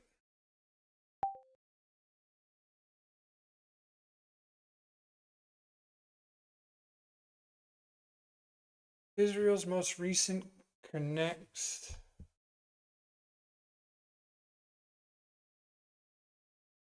election was held on November 1st, 2022. 4 years ago. Elected 25th, Kernet. Benjamin Netanyahu, right-wing bloc, secured a 64-seat majority, allowing him to form his sixth government, which was sworn in on December 29th, 2022. Next election. The next election is scheduled for no later than Tuesday, October 27th, 2026. This follows the standard 4-year cycle under Israel Basic Law, with the exact date set by the Central Elections Committee. So that's this year, the end of this year. However, early elections are a strong possibility. There have been repeated discussions and of advancing the vote, potentially to June/July or early September. Benjamin Netanyahu's popularity approval rating. Netanyahu's popularity has fluctuated significantly. It dropped shortly after the October 7th, 2023 Hamas attack, but has shown signs of rebounding, particularly tied to public support for Israel's military actions in conflict with Iran.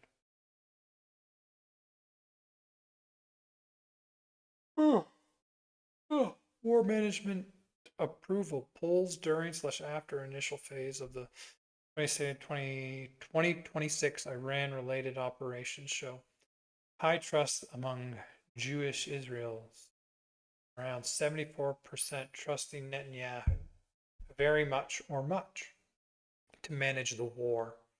Overall support of the Iran operation reached 82 to 94 among Jewish respondents in some surveys.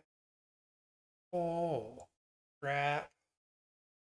That's basically war support, right? I mean, way more than what Trump's seeing in the US. Voting intentions. In early March 2026 polls, was projected at around 31 seats if elections were held immediately. Netanyahu's full coalition bloc often polls around 50 to 55 seats, short of a majority without additional partners. Other polls showed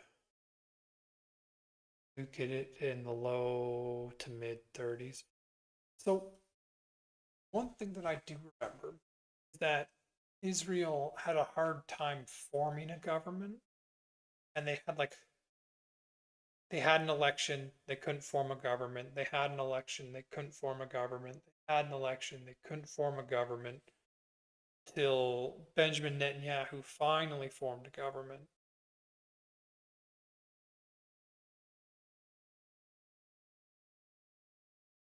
Suitability as prime minister. Early 2025 polls had him leading as preferred prime minister at around 58% in some surveys, but broader approval remained polarized.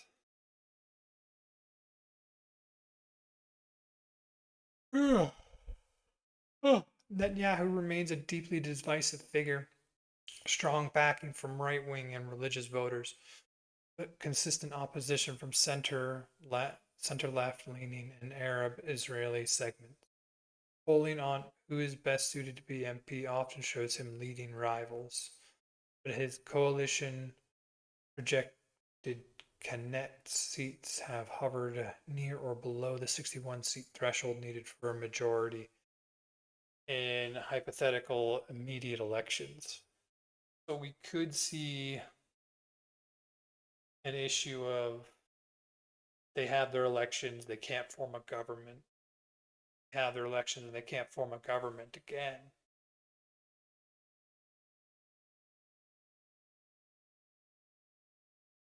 These figures come from reputable Israeli pollsters and can shift quickly with events. Makes you wonder what's going to happen in this last year before the next elections, right? Israel polls typical sample Jewish and Arab citizens separately due to voting patterns, and popularity is often measured via suitability for MP, trust on security, and projected seats rather than a single approval percentage. The absolute latest numbers check out. So, in Israel, he shows strong support, at least for how he's handling the conflict. Overall support for the Iran operation reached 82 to 94 among Jewish respondents. What percent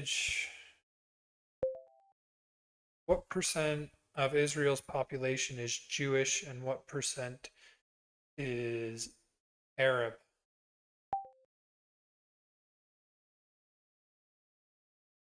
That's how they break it down, right? Arab. Where did they say that? Jewish and Arab citizens. Jewish and Arab. Okay. Let's see the breakdown. Israel's population is approximately a little over 10 million people. Jewish is around 76 to 78. So a strong majority. Their population around 21.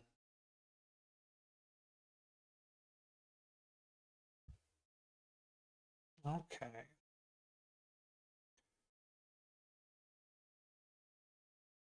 Well, either way, this whole creating a law to hang people, making a law to hang terrorists is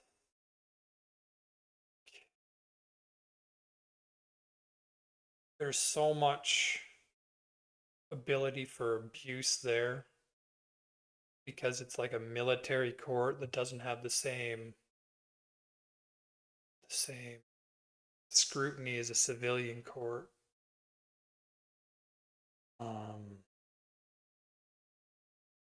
Not a good look. Not a good look. Camry, hello streamer, channel, I see great potential. I can help you grow with real followers, active users. Oh, is someone trying to sell me something? When you're at low streamers, when you're at low viewer counts, you get a lot of that. That's like third or fourth one I've seen now. If it's on Twitch quite often doesn't even like it holds the message. Anyway, bad look for Israel. I'm starting to like when you do things this unpopular, this is why your comment section becomes full of people that hate Israel.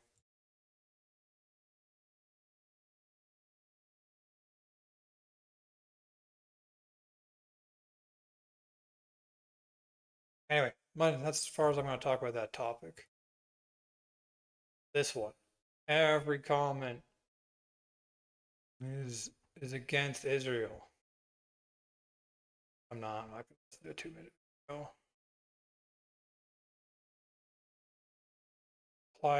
Does it apply to only Palestinians? Does it apply to current detainees? So we read no.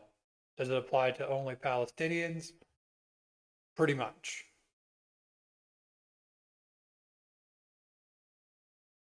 Shocks with that one. With all the evil trying to, oh gosh. More of the Hitler meme.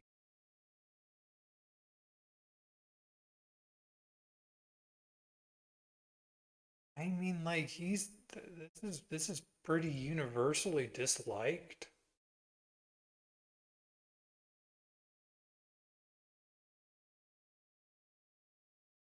Let me start. There was a guy here. Let's see what he said. News, amazing news. What's up, guys? Breaking news, amazing news. March 31st, the Israeli headset gone off again. What's up, guys? Breaking news, amazing news. March 31st, the Israeli Knesset just finally, after decades overdue, finally passed a law for the death penalty for terrorists in Judea and Samaria. Well, some people incorrectly call the West Bank. It's not the West Bank. It's Judea and Samaria. It's Jewish land. Anyway, finally. Okay, so there is someone positive about it. It's very much swarmed by people negative about it. Let's move on. Timestamp. I talked about another topic in there.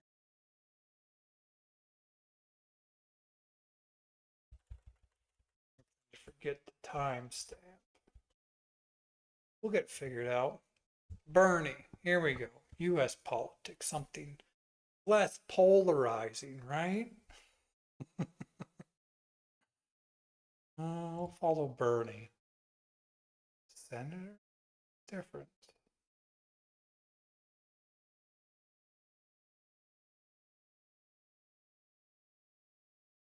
Okay, before we get to this, I'm going to go grab a drink. I'll be back in a minute.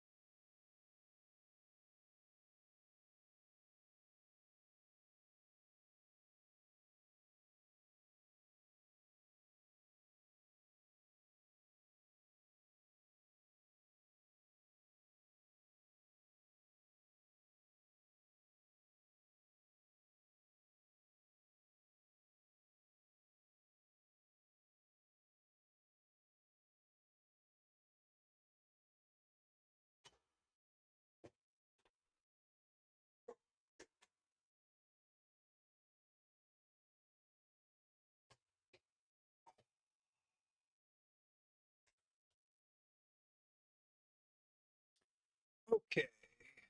Do I got sound? Senator. I do. I also wanted to look up because there was a really big protest in the King protest. Okay. Yeah, that was like a week ago. That too. But let's have a look at Bernie first.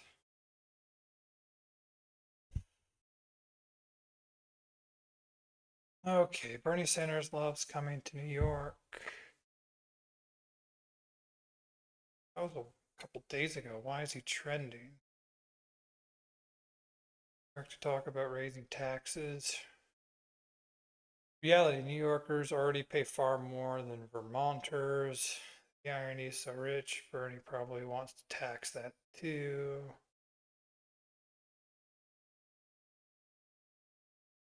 Breaking, Bernie Sanders faces backlash after photos show him flying first class to no King's rallies amid a TSA shutdown. TSA. Oh, that's the people that help you through, basically the people that help you get on the airplanes, right? TSA. Transportation Security Administration. The lines at airports they control. Despite repeated warning about the urgency of climate change and railing against oligarchy, like this is such a strange thing to come after someone.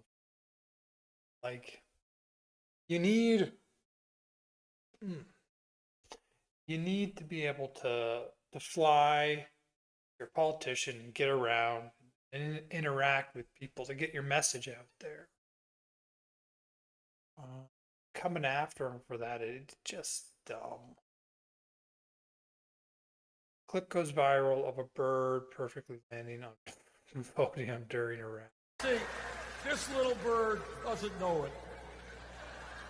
Oh.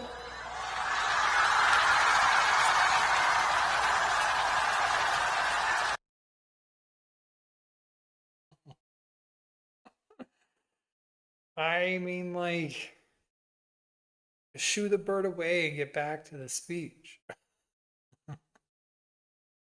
Is that why he's trending? Because a bird landed on his podium?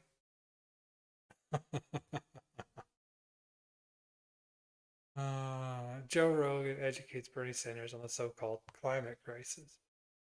Ooh, that's something. Oh, 3 minutes. You got to deal I mean, let's have a listen. with this climate change issue.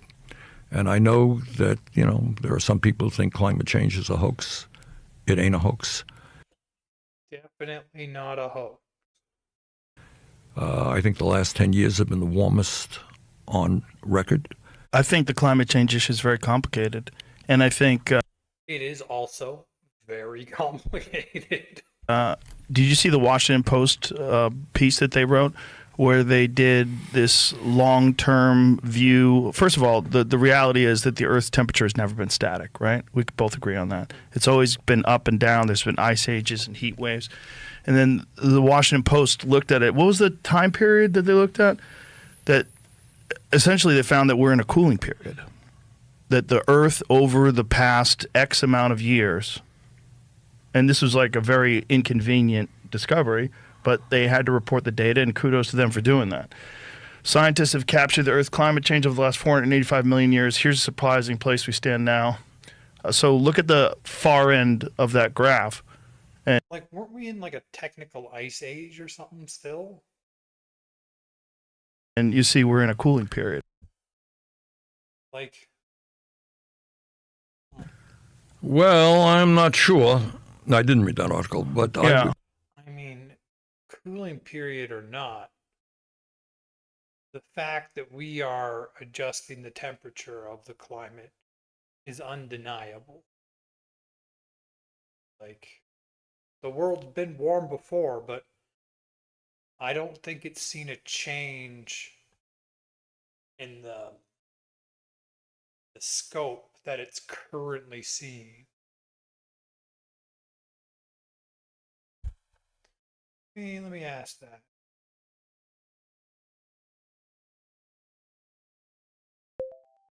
Are we currently in an ice age or a cooling period of the Earth?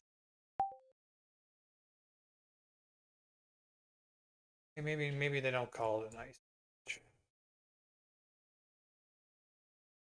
Oh, they do. Okay, I heard that somewhere.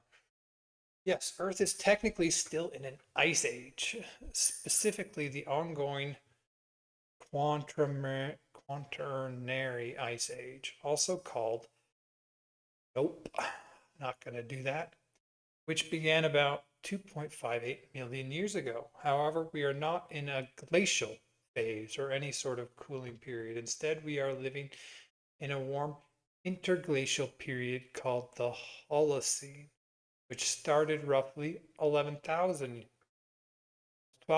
years ago, the end of the last major glacial advance.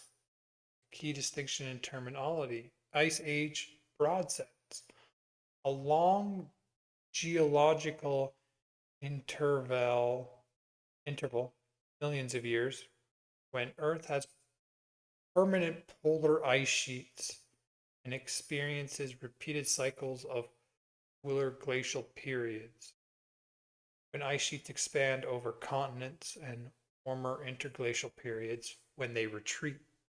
By this definition, we remain in an ice age because larger ice sheets still exist on Greenland and Antarctica. So, on the broad sense of things, you're still in a cooler period on Earth. But like a last 11,000, 12,000 years, which means all of like what we understand as human civilization has come about in this cooler period. How a hotter period will affect us, we do not know. But we are definitely heating the Earth. So we're on our way to find out. Current climate trends.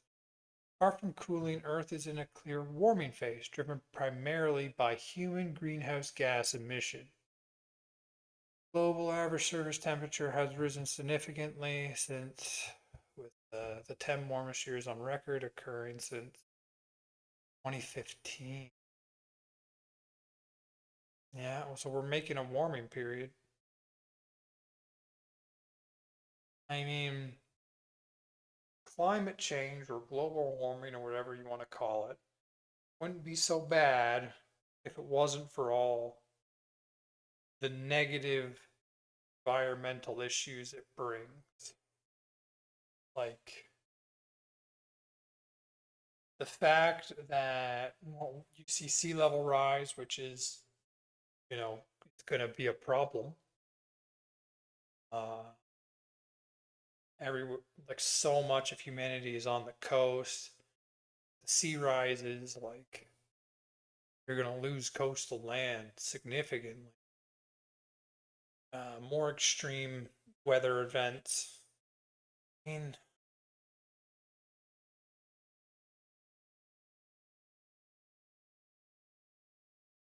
let's see, because I remember extreme weather events when I was young too. Is climate change causing more extreme weather phenomena?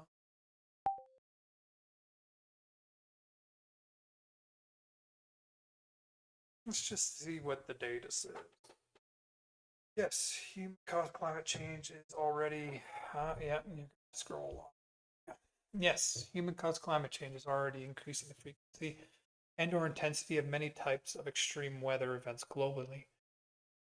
According to the overwhelming scientific consensus, and attribution studies. This is not about claiming every single storm, drought, or heat wave is caused solely by climate change, but rather that warming has shifted the odds and severities for several categories of extremes in a detectable way. Go back to that clip. You know, the scientists who are out there, I think. I know, but there's a lot of money involved in that too, Bernie. That's part of the problem. There's a lot of money involved in this whole climate change emergency issue, and there's a lot of control, and that's a big part of this problem. Not only that, if we're just talking about primarily carbon and carbon footprint, what are we going to do about China? Because China and Absolutely. It's not an American issue. It is a global issue. And all I can tell you is that we are, in my view, going to see more extreme weather disturbances in the coming years than we have ever. And we're seeing them right now. We are seeing right, but I mean, there are cities that already have to spend millions to billions of extra dollars because of rising sea level. I think I was watching something on Miami and how far they have to go to try and like save their land. And that's all getting worse. scientists don't agree. Well, this is where it gets confusing, because scientists that are in agreement, there's all these entanglements. Whenever someone's discussing something, whether it's economics or whether it's health issues or pharmaceutical drugs, there's financial entanglements. I think we both agree with that, right? Yep.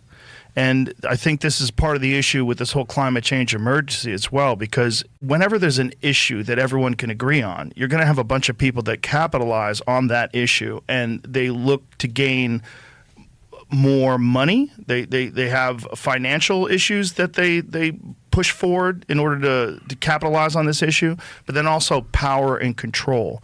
These things like they're trying to institute in the UK, where they have these 15-minute cities, this concept where you're not allowed to travel. They'll be able to look at your carbon footprint. See, that's the problem. The problem is giving people that are in power, these people that we've all discussed that have so much money and so much control over our societies, multinational corporations, giving them more control over citizens.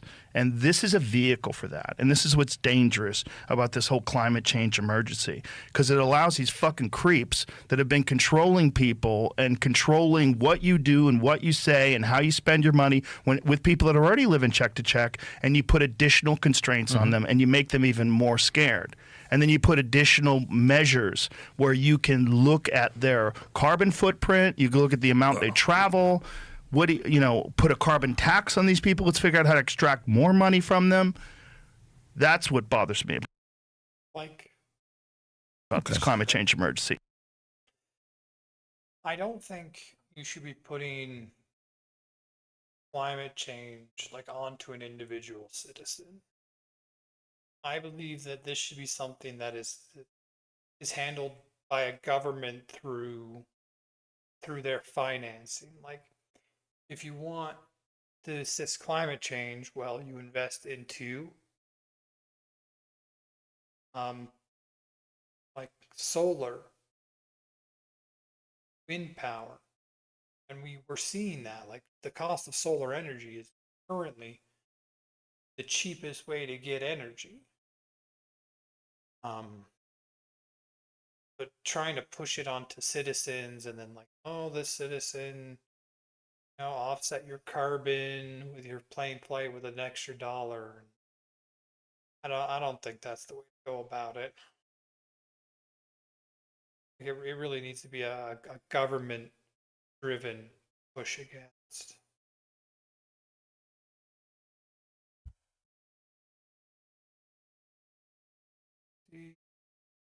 Bernie Sanders, who say billionaires don't pay their share.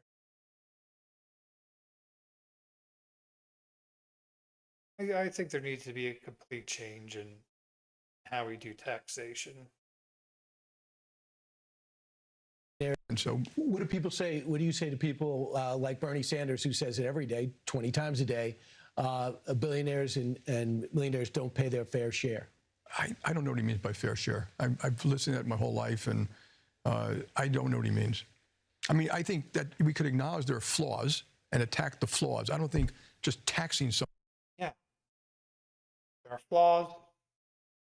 Change the taxation system to address the flaws. No one is going to attack the flaws. As a matter of fact, I don't think most American citizens believe that if we taxed $1 trillion more and sent it down to Washington, D.C., that the country would be worse off. I think what they believe. What is that? $1 billion more and sent it down to Washington, D.C. believe that if we attack the flaws. As a matter of fact, I don't think most American citizens believe that if we taxed $1 trillion more and sent it down to Washington, D.C., that the country would be worse off. I think what they believe is that money be given out to special interest groups and the friends of this politician, that politician. We need policy that drives growth, and that's regulatory policy. I think immigration policy. We should allow more merit-based and path to citizenship. There are a lot. I think we should double the earned income tax credit. Like literally, if you are making $14,000 or $15,000 a year, that the government give you 12, not just 6. And I think that would put money in the hands of people working. It would be better social outcomes, more home ownership, less crime, less recidivism. That first rung in the ladder leads to the second rung, and the money would be spent in their local communities. Do you like the idea? And we could do all that if you tax the rich a little more. All of what you described requires money. Get that money through taxation. Problem solved. Do you have Trump accounts? Yes, I think it's a great idea. And okay. He was talking about U.S. stuff there that don't really.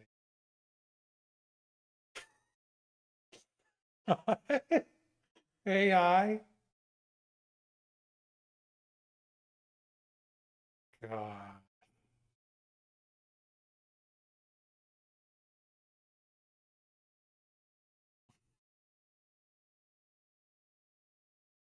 And so, New York City, Mayor Zoran Mondani and Bernie Sanders are rallying to attempt to raise the top tax rates on businesses and individuals before their budget deadline, April 1st. Top earners will be expected to pay 52% of their income in taxes. For individuals, income less than $5 billion. Income less than $5 billion. 10.8% tax rate. Income less than 25 million. 11.4 tax rate. City, state, federal. 52 corporate tax rate. Okay. 5 million. That's 5 million.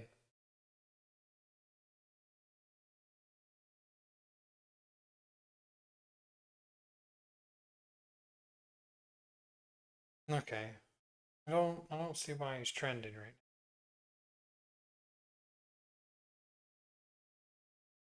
Bernie Sanders in 2015, open borders, that's a right-wing proposal. It says essentially there is no U.S. It would make everyone in America poorer. What right-wing people in this country would love is border policy. I don't believe in that. Isn't Trump like the exact opposite of that? Open. So doesn't that mean Bernie Sanders has the same opinion as Trump when it comes to immigration? Who says we can't find common ground? Borders. That's a Koch brothers proposal.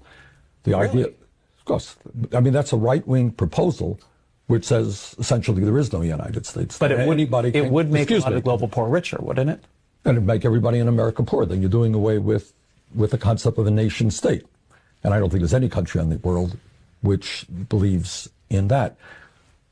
If you believe in a nation state, or in a country called the United States, or UK, or Denmark, or any other country, you have an obligation, in my view, to do everything we can to help poor people. What right-wing people in this country would love is an open border policy. Bring in all kinds of people who work for $2 or $3 an hour. That would be great for them. I don't believe in that. I think we have to raise wages in this country. I think we have to do everything that we can to create the millions of jobs. Do you know what youth unemployment in the United States of America today If you're white, a white kid, high school graduate, 33%, a Hispanic, 36%, African American, 51%. You think we should open the borders and bring in a lot of low-wage workers? Or do you think maybe we should try to get jobs for those kids? So I think from a moral responsibility, we've got to work with the rest of the industrialized world to address the problems of international poverty. But you don't do that by making people in this country even poorer. Always liked Bernie Sanders. Shame he got screwed over by the Democratic Party. Alright, I'm gonna move on. Go to the next.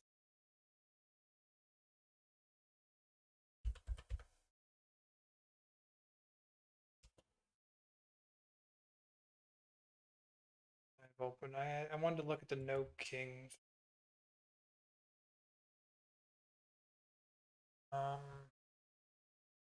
So is this the new one that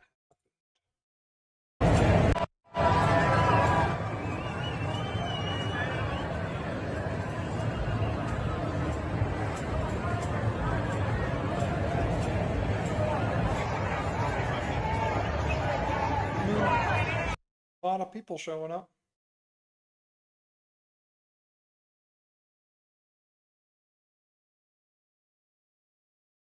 I confronted a No King protester on the lack of diversity at the protest. She told me she's here because black people can't be. It seems like there's a lack of diversity here today. That it's mostly people who look like you and I, and I just This is not. It is not for black people, for people of color to get out on the street. They're at risk when they do that. If anybody's going to get arrested here, it's going to be a black person. It is not safe for them, and they don't need to participate. We need to walk in their name. Gotcha. Okay. Wow. Okay. What do you think about voter ID? Do you think it's racist? It's 100% a tactic to control the population and prevent people from voting, so that the only votes so that the gerrymandering can work, so that white voters can vote in white Christian males. Have you been voting blue most of your life? I voted blue in the womb. Wonderful. Yeah. I mean,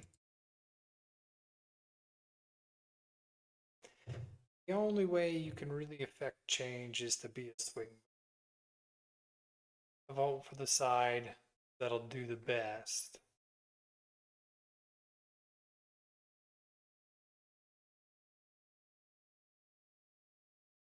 I mean, in the end, it looks like Trump is going to get trounced.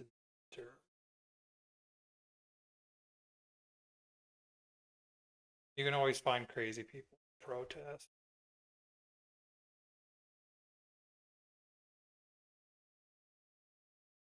Protesters.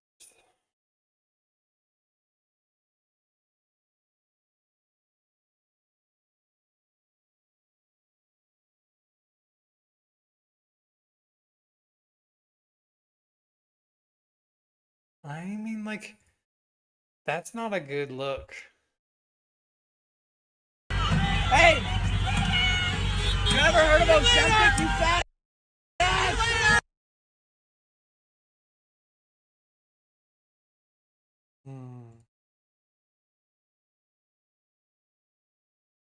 7 million Americans in the streets today protesting for freedom.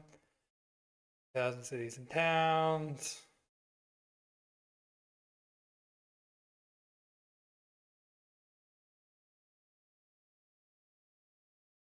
Rioters break open the gates to Portland's ICE detention centers.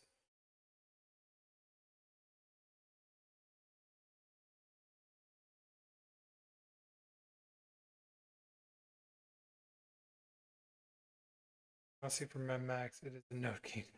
Some of the things they do with these protests are very weird. Very weird. Like, there was people in like insect clothing dancing. I don't get it.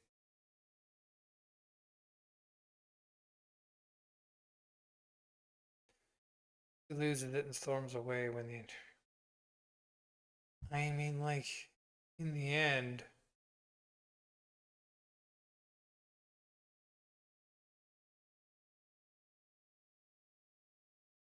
what is Trump's current approval rating?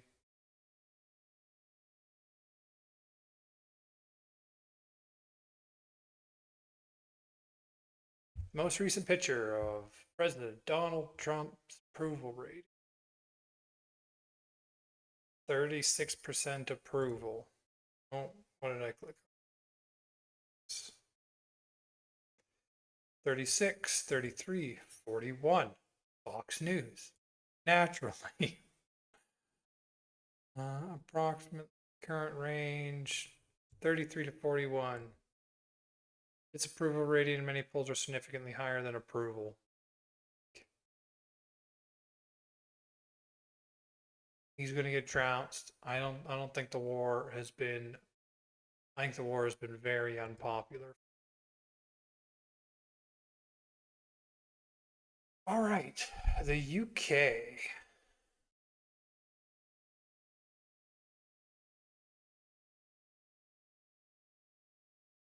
We will arrest Netanyahu if he steps on British soil.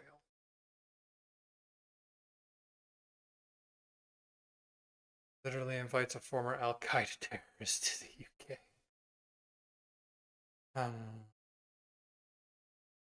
70% Pakistan. Marriages, Arab world, more than half the population marries relatives. UK, 55% of the Pakistani community marries cousins. Medical data show that Pakistanis are only 3.4% of British births. In the UK, yet 30% of children with recessive genetic disorders are born to Pakistan. That's a bunch of data. I'm not going to link it in either. I want to look at the reform.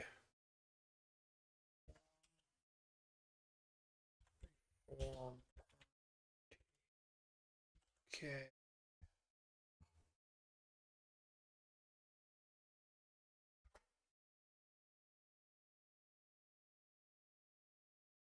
Because we heard about this one, right? UK reform.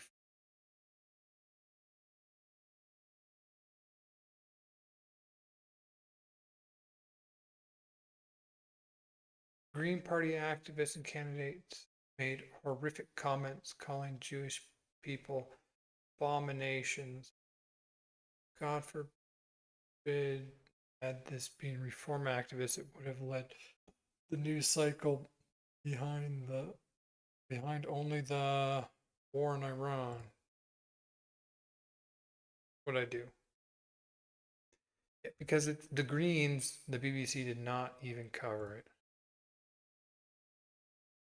Yes, of course, it's reasonable to hold reform to account. But what consistently happens is the BBC pounces on every single reform mishap and gives it vastly disproportionate coverage in your news cycles and completely ignores the far more voluminous misdemeanours and, frankly, egregious things that people from other parties say. Let me give you a real example. No, proportionately, Zia Youssef, proportionately reform has lost more councillors over this kind of thing happening than the other political parties. That is actually incorrect. That's actually incorrect, right? And I want to make an important point, because it was just a couple of days ago that Green Party activists and candidates said that made a series of horrible anti-Semitic comments, including describing Jews, and I quote... Well, you're hearing that from him and not from what the Green Party is saying.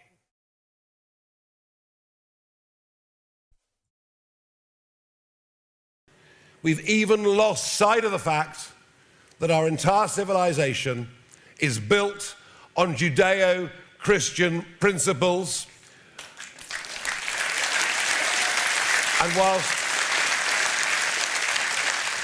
whilst we are, of course, tolerant of other points of view and other religions, we do so on the basis that they maintain their private observance but don't interfere or try to override our way of life. And that is now happening in Britain. And we are the one party. We're the one party with the guts and the backbone. We will stand up and defend English and British culture. We will defend our way of life, defend our history, defend our traditions, and bow down to no one. It looks like nationalism's coming back.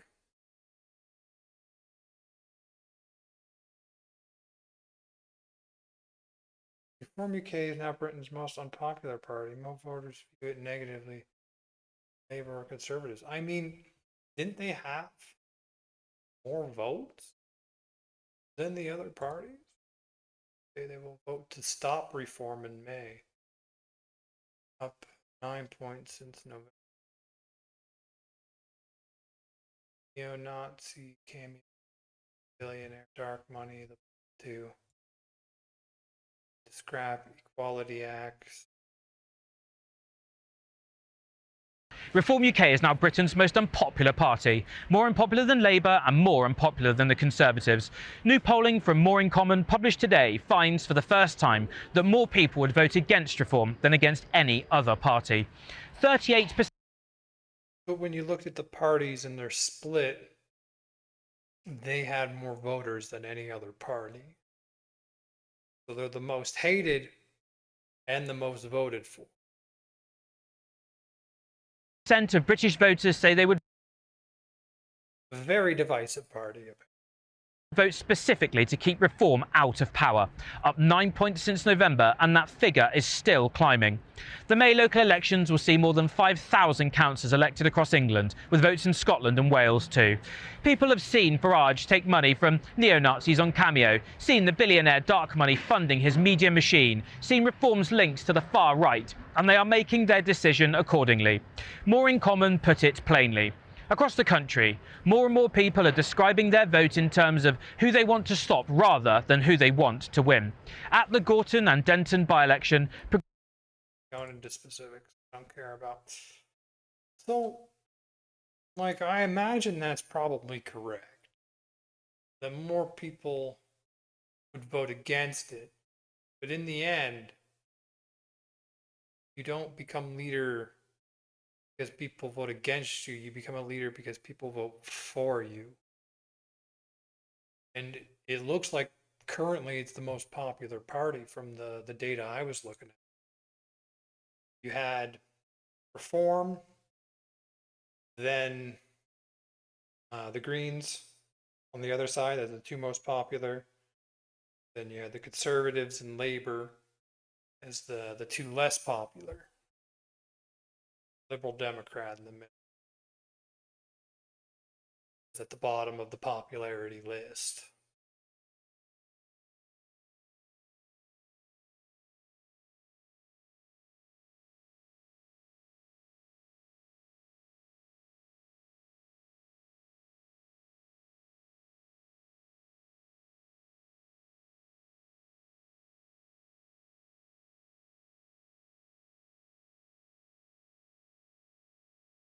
Auto queue's frozen, and do you know what the funny thing is about my auto queue freezing is my chief of staff and David Ball will go into a complete panic because once I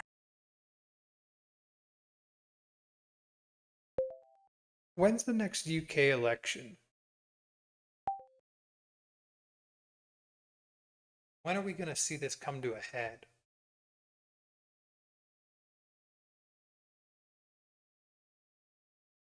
In the House of Commons is scheduled to be held no later than the 15th. Oh, they got a long time. Ugh. Other elections, not general. Thursday, 7th of May, 2026, we'll see significant voters across the UK. Significant votes across the UK. But these are not for the UK Parliament. Local council elections. Scottish parliamentary elections. These are important midterm tests for the parties, but do not change the UK government. So you'll get an idea.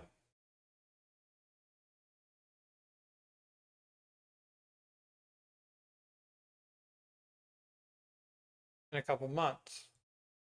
which way people are actually leading with their votes. It's going to be a long time, 2029, before they get a chance to actually change their parliament. Well, that'll be an interesting one to follow. The Reform Party. I also want to just quickly look up the Green Party UK. Look at one side, you should always look at the other side.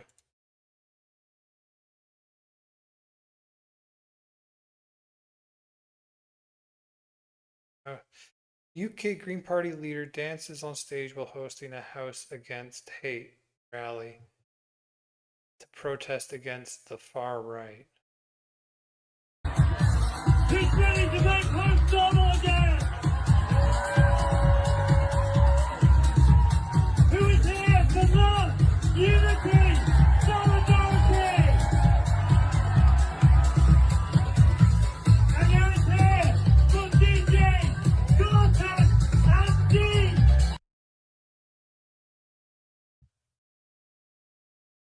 I mean, that's not a party I'd want to vote for. Personally.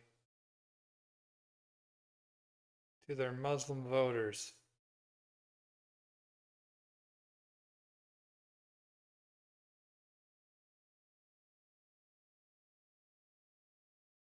It's time to see past our differences and remember what connects us. Here lies where our strength lies in each other. That's when change happens. So I was in London the other day, and this bloke, he comes right up to me. He says, "Why don't you F off back to where you came from?" And you know what? I thought, I will. So I came back here to Sheffield. So I've got some brilliant memories of this place. Nid Road, the street I grew up on. Our little gang would be running around everywhere making noise, and someone's mum would always be telling us off to keep it down, because half the street was asleep after working nights at the foundry. It's so wild how for every party, like they try and take the worst moments and the best moments, show you those to turn you against or for a party. And usually it's somewhere in between. Everyone worked there. My dad too. He was a crane driver. Now for a Bengali man back then, to become a crane driver, that was something. And you could see him from here, shifting massive rolls of steel across the Sheffield sky. My mum used to make the same walk every day, carrying his dinner in a tiffin tin, and he worked just here. And he'd be sitting here on a crate. Bengalis, Pakistanis, Jamaicans, white guys, all together, laughing, joking, telling stories. And yeah, there was racism back then, but there was something else. So my dad had this old tin, and it had all his bits and bobs in it. You know, postcards, pictures, banners. And it had this one picture of a trade union banner. That is too much rain to have on your phone. Okay? I would not feel comfortable with that level of water on my phone. I don't know how he's doing it. And it had this black man and a white man, and they were all lifting this heavy chain together. And it had some words underneath, but I didn't really know what it meant back then. But for some reason, I'm thinking about that today. And suddenly it was all gone. Dad got too ill to work, and this place shut down shortly after. But it wasn't just us going down. You could feel the whole community going to a slump. Men with nothing to do, mums crying over bills. Everywhere you looked, someone was being left behind. Mill towns, pit towns, steel towns, even the dockers in London. Back then, some said... This is one of the effects of uncontrolled free trade. Trade is good. It can benefit both parties. But there does need to be control. Because you can't hollow out entire industries in your own country. Mrs. Thatcher wanted to teach us a lesson. Now, I don't know what that lesson was, but what I do know is once it started, we never really got over it. But now we're back. We're back there again. Everyone's angry and they're looking for someone to blame. That man in London, when he saw me, all he saw was my beard, my dopey, my brown skin. Like it was me to blame. All he saw was our differences. So I get why we had to come back here. To remember what we'd lost. It wasn't just the work or the factories. It was something else. And it's that picture in my dad's scrapbook. Because back then, when someone like me and that guy in London, when we saw each other, yes, we saw our differences, but we also saw something else. We saw those chains. Chains of hardship and debt. And we knew that the only way we'd ever lift them was together, side by side. How is it that in a country of almost 70 million people, that there's so many of us that feel so isolated, divided, and powerless? It's time to see past those differences and remember what connects us. Because that's where our strength lies, in each other. And when we realize that, that's when change happens.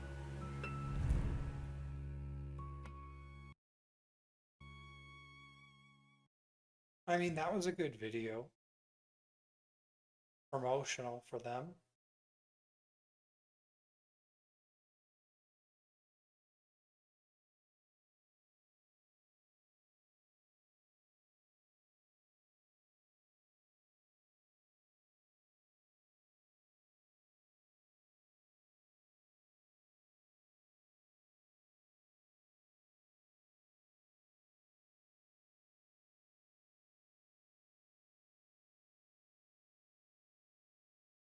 So this is different from what I was looking at earlier.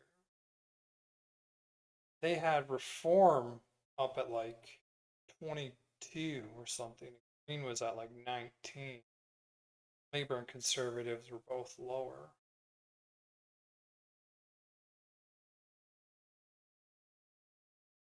I have no idea. Like, there's not even a date on this graph. I'm gonna go with what the AI told me.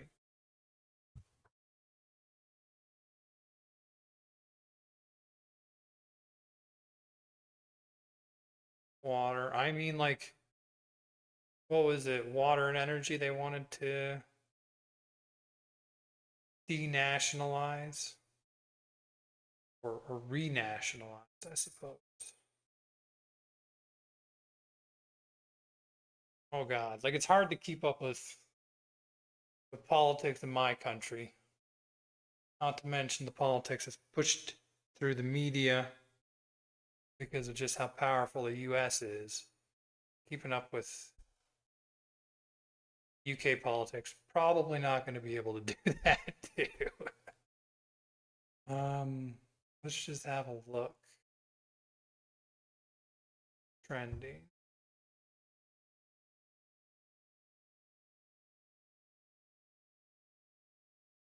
Bosnia. Italy, trending with World Cup. Let's see. What's going on in Bosnia? Oh. Down. I changed subjects.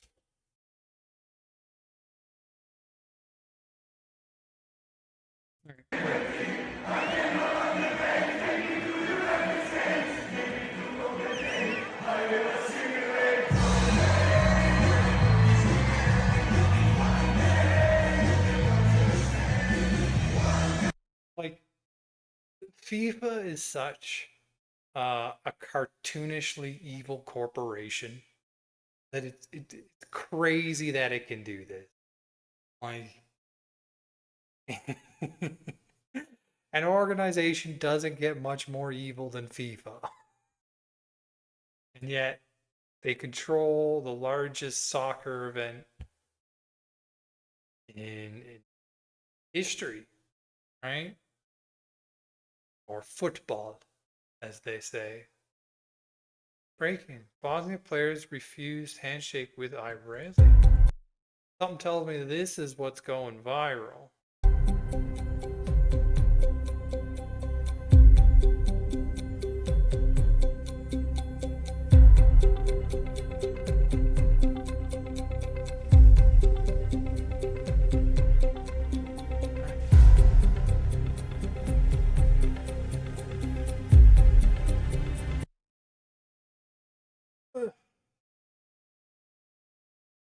Like, I get it, there's supposed to be sportsmanship, but I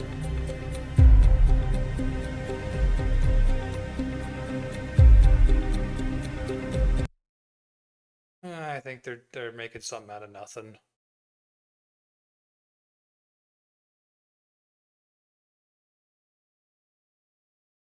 Italy might be going to the 20. This is probably the Italy. Italy might be going to the 2026 World Cup after today's match against Bosnia. FIFA has called an emergency review of the match, and all indications suggest it will favor Italy. This is because, oh, are they getting in on a technicality? Wait, I can't click show more. Oh. This is because Bosnia did not field a full-strength squad due to injuries and suspensions, raising questions about fair play. Is this correct? Is this false? How do I suggest April Fool?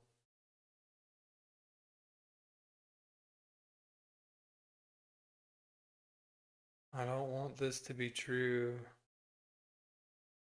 I care very little about soccer or football. Let me get back to news.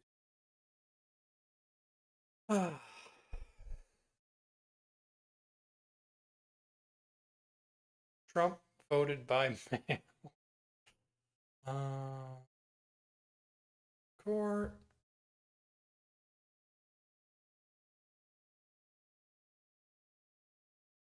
Let me find what's... How do I look up like what's trending in Canada?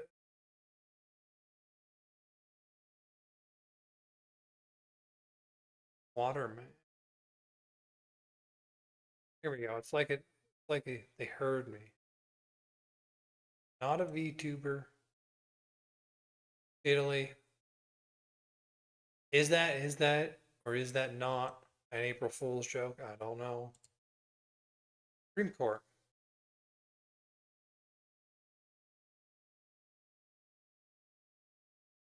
Breaking. The U.S. Supreme Court just ruled that Colorado Democrats' ban on talk therapy for kids identifying as transgender is unconstitutional. That 8-1 ruling. Whoa. Whoa. If it's that one-sided, it almost never gets to the Supreme Court. It is a huge win for American kids. Of course, DEI, Justice Jackson dissented. Ruled that Colorado Democrats ban on talk therapy for kids identifying as constitutional. Okay, so they're banned on talk therapy. So Colorado had a ban on talk therapy. Okay, I'm not really gonna follow that. Let's see why this was trending in Canada. Not a VTuber yet, but I can still be your friend. What is going on?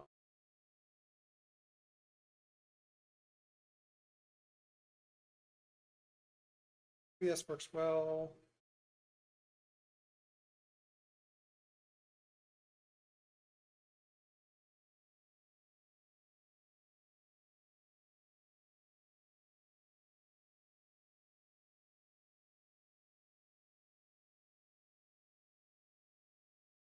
Okay, I don't get that. Waterman. Bad defense breakdown. The last I gas, feel like now it's a 2-1. I just missed what we're supposed to be looking at. Bad defense breakdown from Waterman. What a block from Liam Miller. Wild sequence. I'll watch El clips. Taif, he's going to square it across to side, and what a block by Liam Miller! Absolutely brilliant on his the bike defenseman? and denying an opener for Tunisia. What a run back from Liam Miller.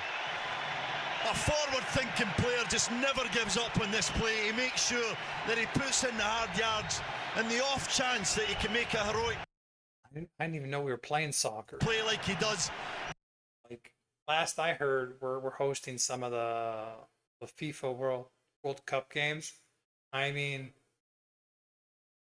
financial disaster hosting them, but that's what they've chosen to do. So I assume these are like free games. This is incredible. Look at him. He never thinks that this is a lost cause. He's on it all the way in. El Taif with a good ball maybe puts him a little bit wide. And Saeed. Problem is, I don't actually know which team I'm going Even for here. They've got our stretching, colors, I'm but I don't see sure a his eyes Canadian light up. He thinks he's symbol got the opening goal. anywhere. But for the work from Liam Miller. Tremendous. The last gas, now it's a 2-0. I El mean, Taif. they're also white and red, so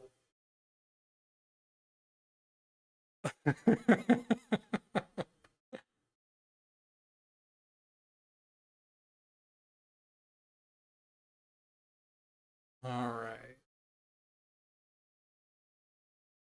Clearly, this is about the Canadian soccer team. Okay, well, I think I'm going to be getting off for the night.